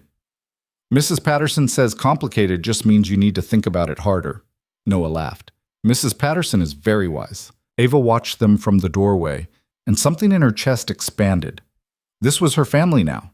Messy and complicated and under attack, but hers. Her phone buzzed. Her father. The DOJ prosecutor reviewed Noah's evidence, he said without preamble. He's declining to pursue criminal charges, says it's clear Noah wasn't involved in the illegal trade. Ava nearly dropped the phone. Are you serious? Dead serious. He's making the announcement tomorrow. It won't stop the civil suit, but it takes the criminal threat off the table. Dad, I could kiss you. Please don't. Just take care of yourself and take care of him. He's one of the good ones, Ava. I know. She hung up and walked into the living room. Noah, the DOJ declined to prosecute. Noah's head snapped up. What? They reviewed your evidence. They're not pursuing charges. For a moment, Noah just stared at her. Then he stood up, picked up Sadie, spun her around, and let out a whoop that probably woke the neighbors. We won? Sadie asked, giggling. We didn't lose, Noah corrected, which is almost the same thing.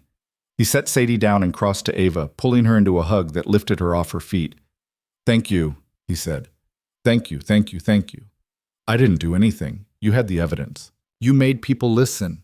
You made them care. That's everything. When he set her down, they were standing very close. Sadie had wandered off to play, leaving them alone. Noah, Ava, they both stopped, laughed. You first, Noah said. This thing between us. It's not fake anymore, is it? No. Noah's voice was quiet. It hasn't been fake for a while. So what is it? I don't know. But I know I want to find out. Ava felt like she was standing on the edge of a cliff. She could step back, keep things safe and simple. Or she could jump. She jumped. I want that too. Noah's smile was slow and genuine and made her heart skip. Yeah? Yeah. He cupped her face in his hands, giving her every chance to pull away. She didn't. The kiss was soft at first, tentative, then deeper, more certain. Ava felt like something inside her was clicking into place, like she'd been waiting for this without knowing it. When they finally broke apart, both breathing hard, Noah rested his forehead against hers. We should probably talk about this, he said. Probably. Figure out what it means. Definitely. Neither of them moved. You guys are kissing, Sadie's voice came from the doorway. They sprang apart like guilty teenagers. We were just... Ava started. It's totally fine, Sadie said, grinning. Emma's dad has a girlfriend, and they kiss all the time. Does this mean Ava's staying forever? Ava and Noah looked at each other. We're still figuring that out, kiddo, Noah said. Okay. Can we have pizza for dinner? Sure. Sadie skipped off, already over it. Ava laughed shakily. Well, that was subtle. About as subtle as a brick. Noah was still looking at her like he couldn't quite believe what had just happened. We should talk. Really talk. After pizza? After pizza. Dinner was chaotic in the best way. Sadie told them about a boy at school who ate paste. Noah told a story about a customer who thought their car was haunted, and Ava realized she was laughing more than she had in months. This was happiness. Not the glossy Instagram perfect version. The real kind, with pizza grease and a 7-year-old's endless chatter and a man across the table who looked at her like she was the best thing that had happened to him in years. After Sadie went to bed, a process that took 40 minutes and involved 3 glasses of water, 2 stories, and 1 emergency trip to the bathroom, Ava and Noah finally sat down on the porch. So, Noah said. So, that kiss? Was pretty good, Ava admitted. Just pretty good? She shoved his shoulder. Okay, it was really good. Happy? Getting there. Noah took a breath. Ava, I need you to know something. When I agreed to this marriage, I thought it would be simple. A business arrangement. But you're not simple. Is that a compliment? It's the truth. You're brilliant and stubborn, and you care so much about doing the right thing, even when it costs you. You've stood by me through things you had no obligation to stand by me through. And somewhere along the way, I stopped thinking of this as an arrangement and started thinking of it as us. Ava's throat felt tight. I feel the same way. I came here thinking I was giving up my life, but I found one instead. A better one. So what do we do about it? I don't know. The contract says we stay married for a year. We're at about 4 months now. Screw the contract, Noah said. What do you want? What did she want? A month ago, she would have said freedom, the chance to reclaim her old life. Now, looking at Noah in the porch light, she knew the answer was different. I want this. Us, whatever this is. Even though it's messy and complicated? Especially because it's messy and complicated. Perfect is boring. Noah laughed. You're really committing to the mechanic with the kid and the legal problems? You're really committing to the workaholic heiress with the overbearing mother and the failing company? When you put it that way, we're quite a pair. Yeah, we are. Noah leaned over and kissed her again, slower this time. When they broke apart, he said, I should warn you, if we do this for real, I'm not easy to live with. I work too much. I'm terrible at cooking anything that's not breakfast food. I have a kid who will always come first. And I'm controlling and obsessive about work, and I have no idea how to be someone's wife for real. Sounds perfect. Sounds like a disaster. Maybe both. Ava thought about it, about the risks, about what she was agreeing to. Then she thought about Noah teaching Sadie fractions at the kitchen table, about him fixing her shoes without being asked, about the way he'd looked at her in the courthouse, like she was the only thing keeping him standing. I'm in, she said. For real this time. Not because of a contract or an arrangement, because I choose this. I choose you. Noah's smile could have lit up the whole street. I choose you too. They sat there on the porch, hands linked, and Ava felt something settle in her chest. Peace. Certainty. The sense that she was exactly where she was supposed to be. The civil lawsuit with Whitmore and Chen would continue. Sterling Industries still needed work. Their families would have opinions and the media would have questions. But they'd face all of it together, not as strangers bound by obligation, but as partners who'd chosen each other. And that made all the difference. The next morning, Ava woke up to find Noah already in the kitchen, burning eggs. I thought you said you could cook eggs, she said, kissing his cheek as she passed. I said I could cook scrambled eggs. These are supposed to be over easy. They're very crispy. They're terrible. Noah scraped them into the trash. Want cereal? Cereal sounds perfect. Sadie came downstairs, took one look at them and said, You guys are being weird. What do you mean? Ava asked. You're all smiley. It's suspicious. Noah and Ava exchanged a look. Sadie, Noah said carefully, how would you feel if Ava stayed, like, really stayed? Not just for the contract, but because she wants to be here. Sadie considered this. Would she still help me with homework? If she wants to, Noah said. Would she come to my school stuff? Probably. Would she keep making Dad less sad? The question hit Ava right in the chest. I'll try. Sadie nodded, satisfied. Okay. She can stay. Just like that, Noah said. Dad, I'm 7, not stupid. I knew you guys liked each other like a month ago. Emma said you were doing longing looks at the father-daughter dance. Longing looks? Ava tried not to laugh. Emma watches a lot of Disney movies, Noah muttered.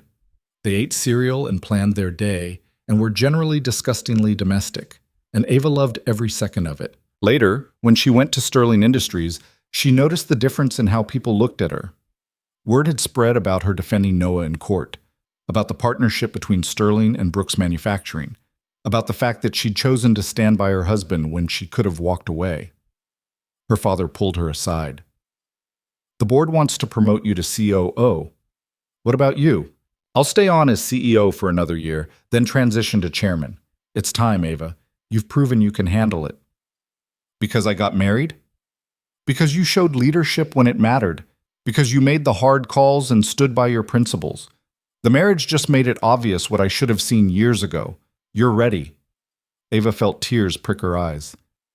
Thanks, Dad. Thank Noah, too. He's good for you. I wasn't sure about this arrangement at first, but I was wrong. He's exactly what you needed. What we both needed, Ava corrected. That evening, she came home to find Noah in the garage, actually working on a car. She leaned against the doorframe and watched him for a moment. How's the Mustang coming? She asked. Good. Should be done by Friday. Noah wiped his hands on a rag. How was your day? I got promoted to COO. Noah's face lit up. Ava, that's amazing. It's terrifying, but also amazing. He crossed to her, pulling her close despite the grease on his hands. You're going to be incredible. We'll see. I already know. They stood there in the garage, surrounded by tools and motor oil and the ordinary chaos of real life, and Ava thought about how far she'd come.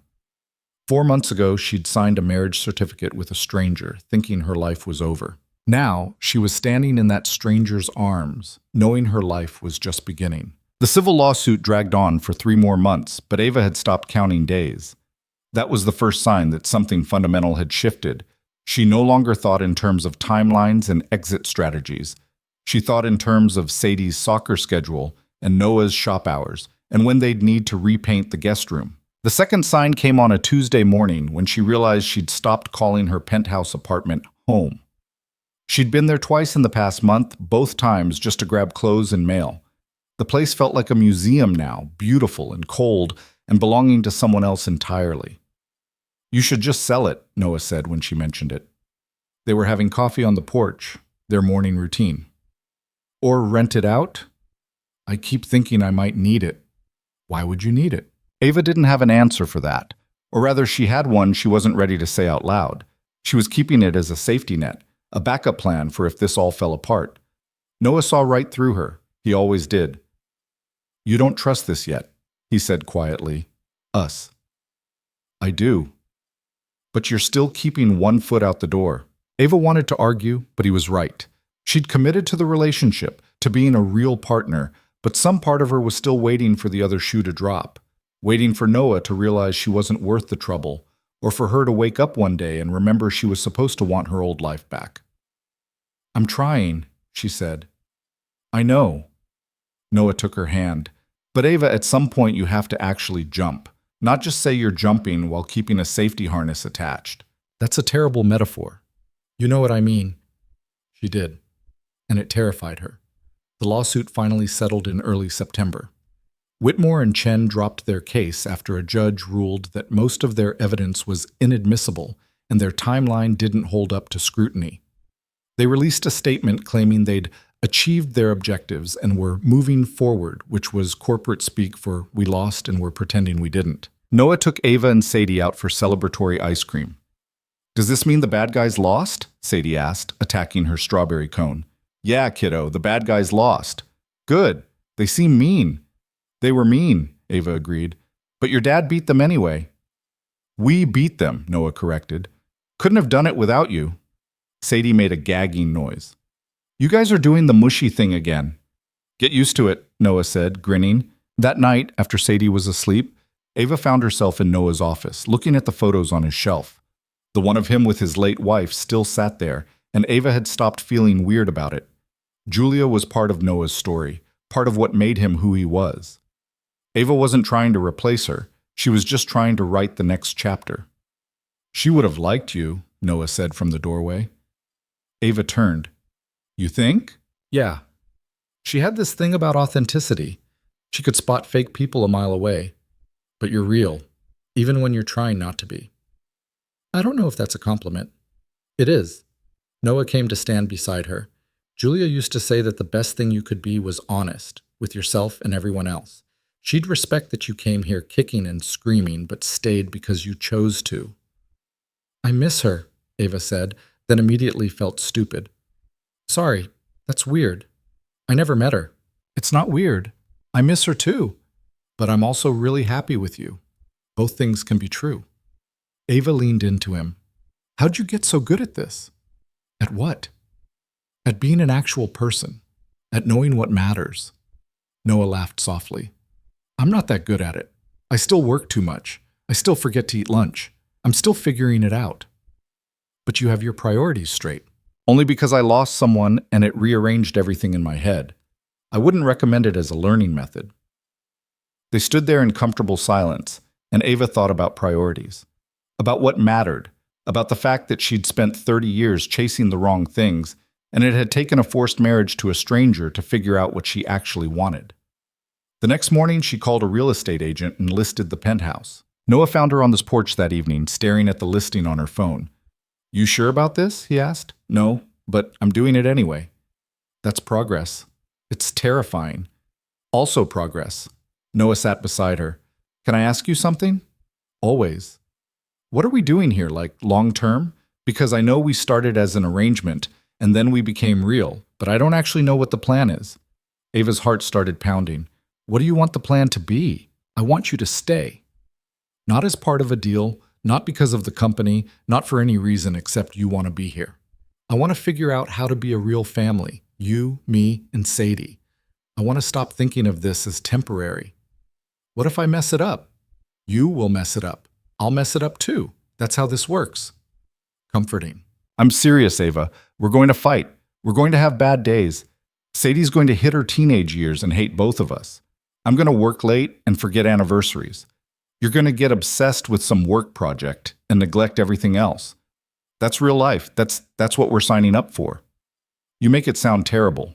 It's also going to be great. There'll be good days that outnumber the bad ones. Sadie's going to do amazing things, and we'll get to watch. We'll figure out how to actually cook something besides breakfast food. We'll grow old and argue about stupid things and be happy. Ava felt tears on her cheeks. When did you become a romantic? I'm not romantic. I'm realistic.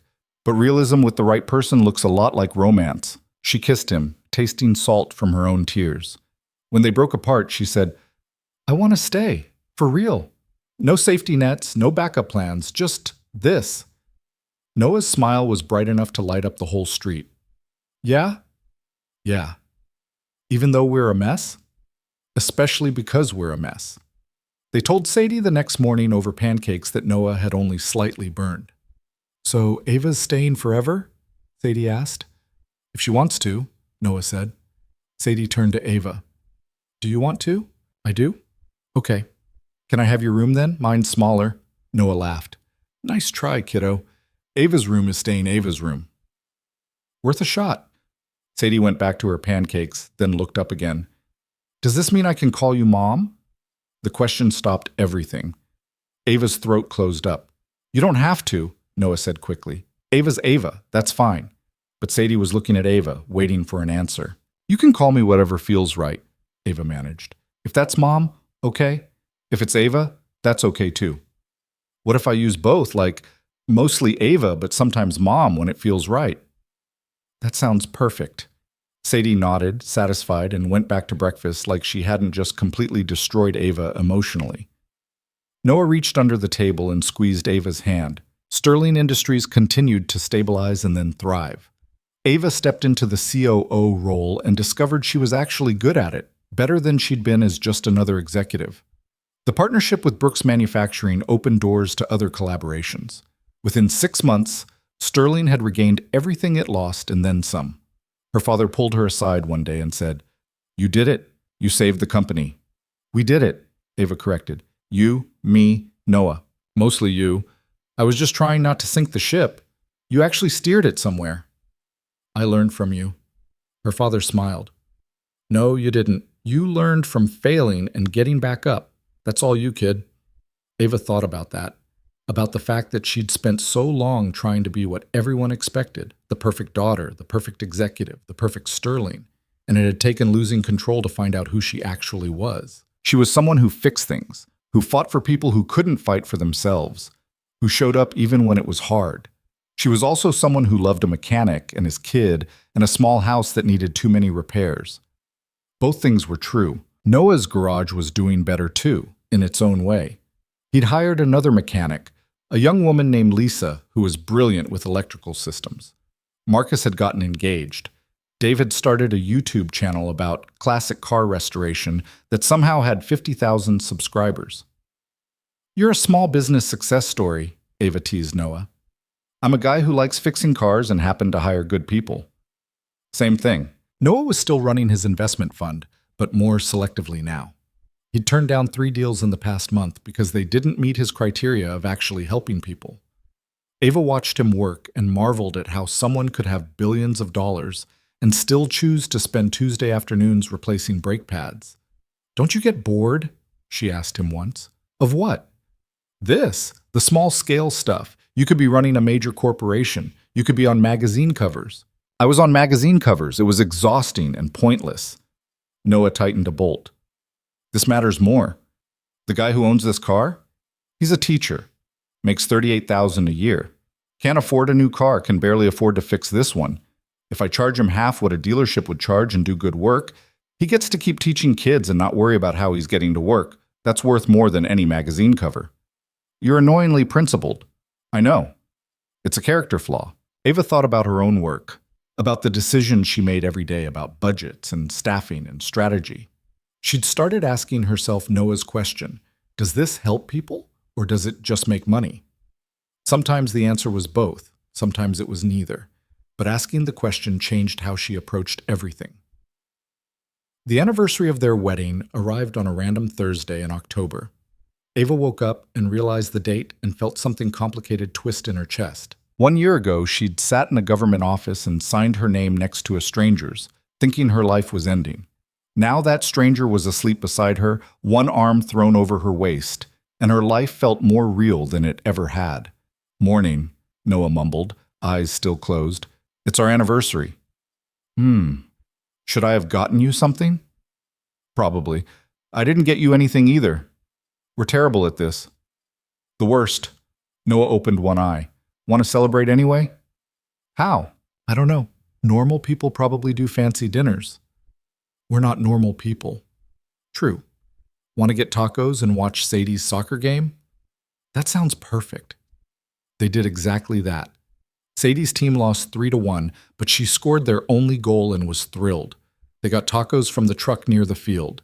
They went home and watched a movie that Sadie picked, something animated with talking animals. It was completely ordinary. It was the best anniversary Ava could imagine. Later, after Sadie was in bed, they sat on the porch with beers and wind chimes and the quiet street. 1 year, Noah said. Feels like longer. Yeah. In a good way? In a good way. Ava leaned her head on his shoulder. I was so angry when this started. At my father, at you, at the whole situation. I know, you had a very particular expression whenever you looked at me. What expression? Like you were trying to figure out where to hide my body. Ava laughed.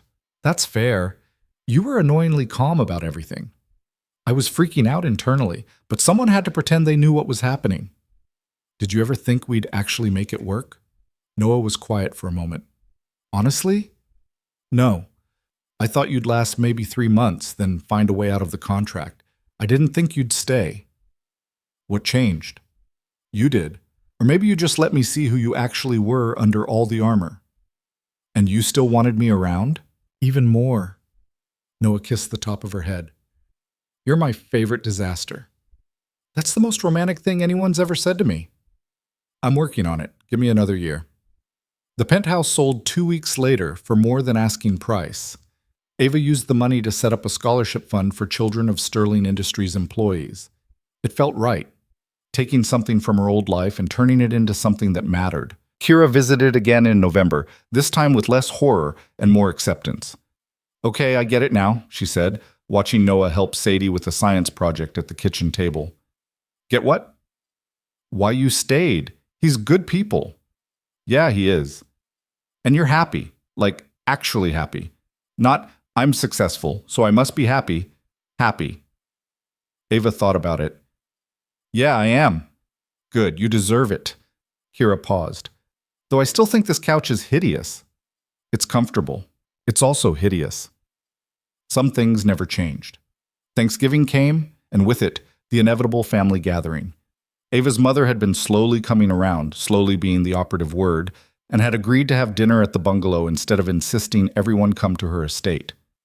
This is a very small dining room, Linda Sterling said, surveying the space. It fits everyone, Ava said firmly. Barely, but dinner was actually nice. Sadie charmed everyone by explaining her rock collection in exhaustive detail. Noah managed to cook a turkey that was only slightly dry. Ava's father and Noah talked about investment strategies and discovered they had similar philosophies. Linda pulled Ava aside while everyone else was arguing about pie. You're really staying, she said. Not a question. I really am. In this tiny house. It's not tiny, it's cozy. With a mechanic. With a brilliant man who happens to fix cars for fun. Linda sighed. I wanted so much more for you. This is more, Mom. It's just different than what you pictured. Her mother looked at her for a long moment, then said quietly, "You look happy, really happy. I haven't seen that in years." "I am happy." "Then I suppose I can live with the tiny house and the mechanic." Linda actually smiled. "Though I still think you should redecorate. I'll take it under advisement." Winter settled in. The house needed new insulation, something Noah had been putting off. So they had it done. Sadie turned 8. Sterling Industries announced record profits. Noah's fund made Forbes' list of most impactful private equity firms, though Noah refused to do any press about it. "I'm not interested in being famous," he told the PR person who kept calling. "I'm interested in doing good work. There's a difference." Ava watched him hang up the phone and felt a surge of affection so strong it almost hurt. "What?" Noah asked, noticing her expression. "Nothing, just, I love you."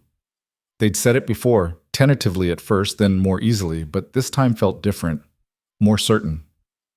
"I love you too," Noah said, "even though you're absolutely going to redecorate because your mother won't stop bugging you about it." "How do you know that?" "Because I know you, and I know your mother. And I know that somewhere in your head, you're already planning paint colors." He was right. Ava had been looking at paint swatches on her phone for 3 days. "We don't have to change anything," she said. "This is your house. It's our house. And if you want to paint it or get new furniture or knock down a wall, we'll figure it out together." "You sure?" "Ava, you moved into my life and made it better. Paint the walls purple for all I care." "Purple's a little much, but you're thinking about it." She laughed. "Maybe." They did end up redecorating, but slowly, over months. New couch, fresh paint in the living room, updated kitchen cabinets. Each change felt like they were making the space theirs instead of just Noah's. Sadie got to pick the color for her room and chose something called electric lime that hurt to look at, but she loved it. "This is the best room ever," she declared. "It's very green," Ava said. "I know! Emma's going to be so jealous." Spring came around again, and with it, a problem Ava hadn't anticipated. Sadie's school had a mother-daughter event. "I don't have to go," Sadie said when she brought home the flyer. "It's stupid anyway." But Ava could see the longing in her eyes. "Do you want me to come?" Ava asked carefully. I could be your person, if you want." Sadie bit her lip. "Would that be weird, since you're not really my mom?" "I'm not your mom," Ava agreed, "but I love you like one. If that counts for anything." "It counts." Sadie's face brightened. "Yeah, I want you to come." The event was at a pottery place making bowls and mugs. Ava had never done pottery in her life. She was terrible at it. Her bowl looked like a drunk amoeba. Sadie thought it was hilarious. "You're really bad at this," she said, giggling. "I'm aware. But you're trying. That's what counts." Ava looked at this kid, this brilliant, funny, kind kid who'd somehow become hers, and felt her chest get tight. "Sadie?" "Yeah?" "Thank you for letting me be your person." Sadie leaned against her, getting clay on both of them. "Thanks for being good at it." On the drive home, Sadie said, "Can I ask you something?" "Sure." "Are you and Dad going to have a baby?" Ava nearly drove off the road. "What?" "Emma says when grown-ups get married, they have babies. Are you going to?" We haven't really talked about it." "But would you want to?" Would she? Ava had never really thought about kids. Her life had been her career, her company, her endless pursuit of more. But now, looking at Sadie, thinking about what it would be like to do this from the beginning. "Maybe," Ava said honestly. "Would that be okay with you?" Sadie considered it. "Would the baby be annoying?" "Probably, babies usually are. But then they get older and better?" "That's the theory." "Okay, I guess that would be fine, as long as I'm still the oldest and get to be in charge sometimes." Ava laughed. "Deal." She didn't bring it up to Noah right away, but the question sat in her head, taking up space. A month later, she brought it up on the porch. Their spot. "Sadie asked me if we're having a baby," she said without preamble. Noah choked on his beer. "She what?" "Apparently Emma told her that's what married people do. Emma needs to mind her business." "So that's a no?" Noah set down his beer and looked at her. Really looked. "Is it something you want?" "I don't know. Maybe. I never thought about kids before. My life was always too busy, too focused on other things. But now, Now? Now I have this life that has room in it, room for more than just work and ambition. And I keep thinking about what it would be like. Noah was quiet for a long time. Julia and I wanted more kids. We were going to try for another one, but then she got sick and he trailed off. I always thought Sadie would be it, that I'd had my chance at that part of life. And now? Now I'm sitting here with someone I love, who loves my daughter, who's asking if I want to do the baby thing again. Noah ran a hand through his hair. Yeah, I think I do. If you do. I'm terrified. Me too. I'd probably be terrible at it. You'd probably be great at it. Ava thought about it, about diapers and sleepless nights and all the chaos a baby would bring to their already chaotic life.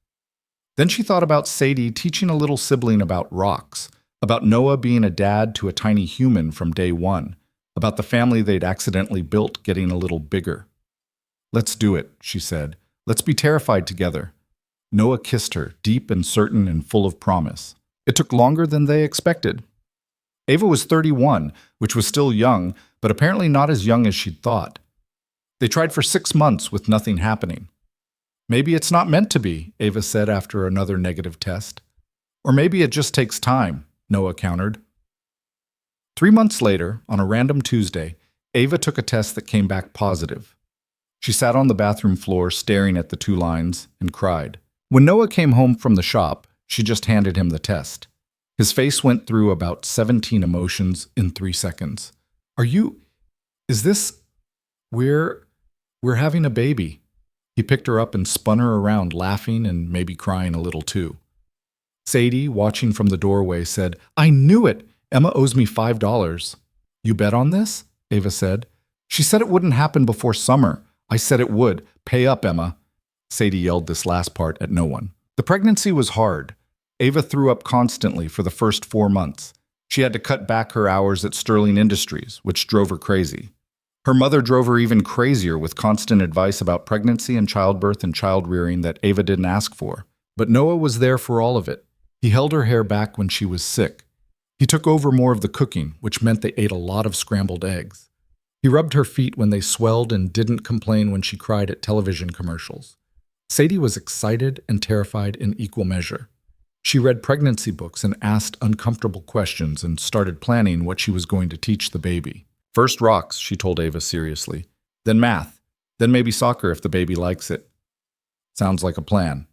Sterling Industries continued without her, which was both reassuring and slightly annoying. Her father stepped up, her team handled things, and the world kept turning even though Ava wasn't micromanaging every detail.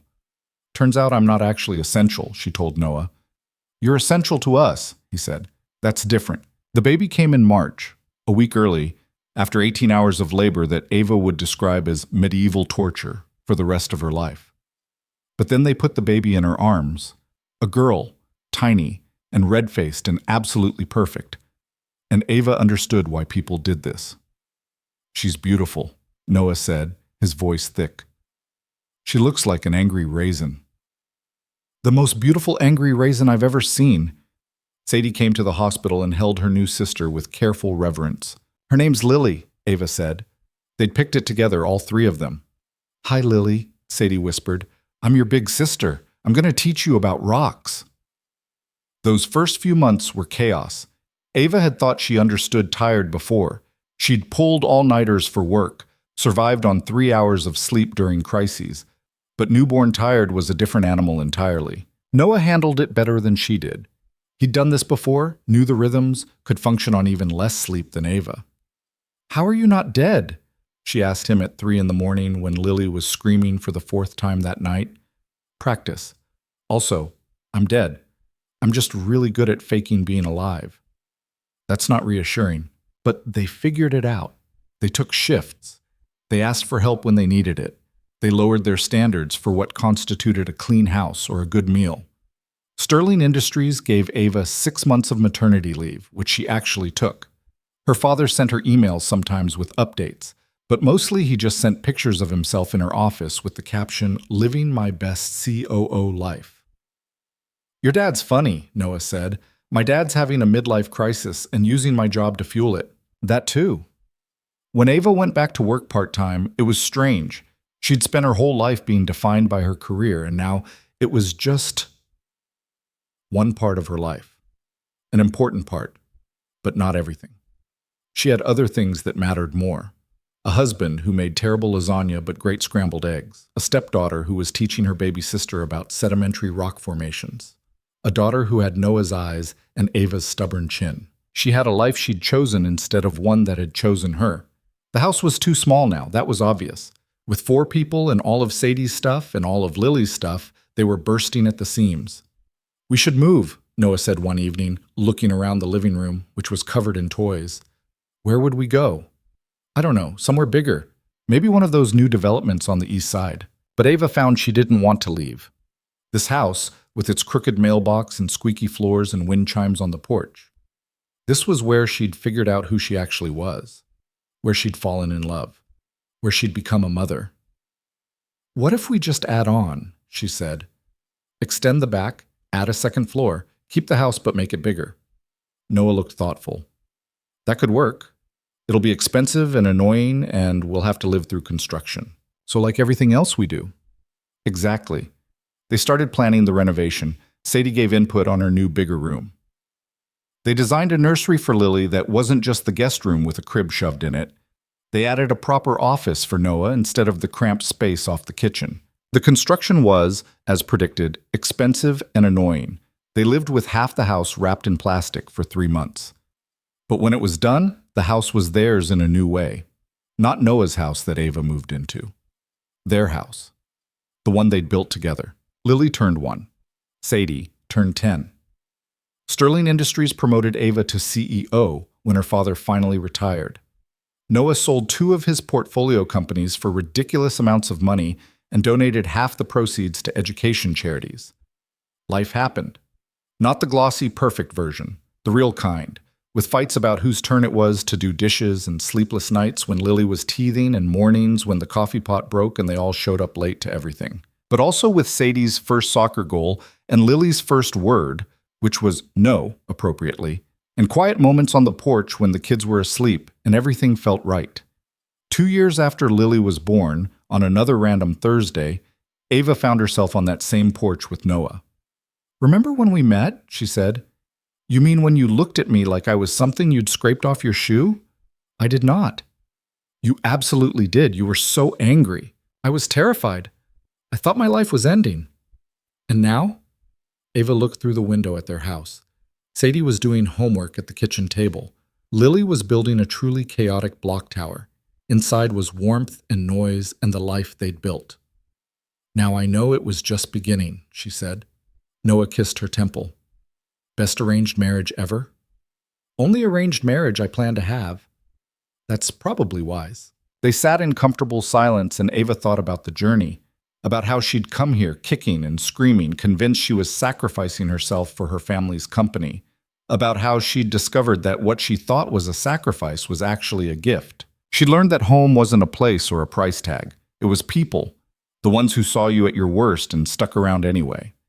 The ones who made terrible food and fixed your shoes and taught you that success wasn't the same as happiness. She'd learned that love didn't always look like the movies. Sometimes it looked like oil-stained coveralls and a 7-year-old mediator and a house that started too small and ended up just right. Most importantly, she'd learned that the best things in life were the ones you chose, not the ones you were given. She'd chosen Noah. He'd chosen her. They'd chosen this life, this family, this messy, imperfect, absolutely perfect existence. And that choice, made freely and renewed every single day, made all the difference. "Hey, Noah?" "Yeah?" "I'm glad I married you. Even though it was forced. Especially because it was forced. If it hadn't been, I might never have taken the chance." Noah pulled her closer. "Well then, here's to forced marriages and happy accidents. And to terrible lasagna. I've been working on that recipe. It's getting better. You put raisins in it last week." "That was one time," Sadie called from inside that Lily had knocked over her blocks again and was crying. Noah went to deal with it, and Ava stayed on the porch for one more moment. The wind chimes sang their quiet song. The street was peaceful. Lights glowed in houses up and down the block, other families living their own messy, beautiful lives. Ava thought about the woman who'd signed that marriage certificate 3 years ago, how lost she'd been, how convinced she knew what her life should look like. She'd been so wrong, and she'd never been more grateful to be wrong in her entire life. She went inside to her husband and daughters and the chaos they called home and closed the door on the past. This was her life now, the one she'd chosen, the one that had chosen her back. And it was more than enough. It was everything.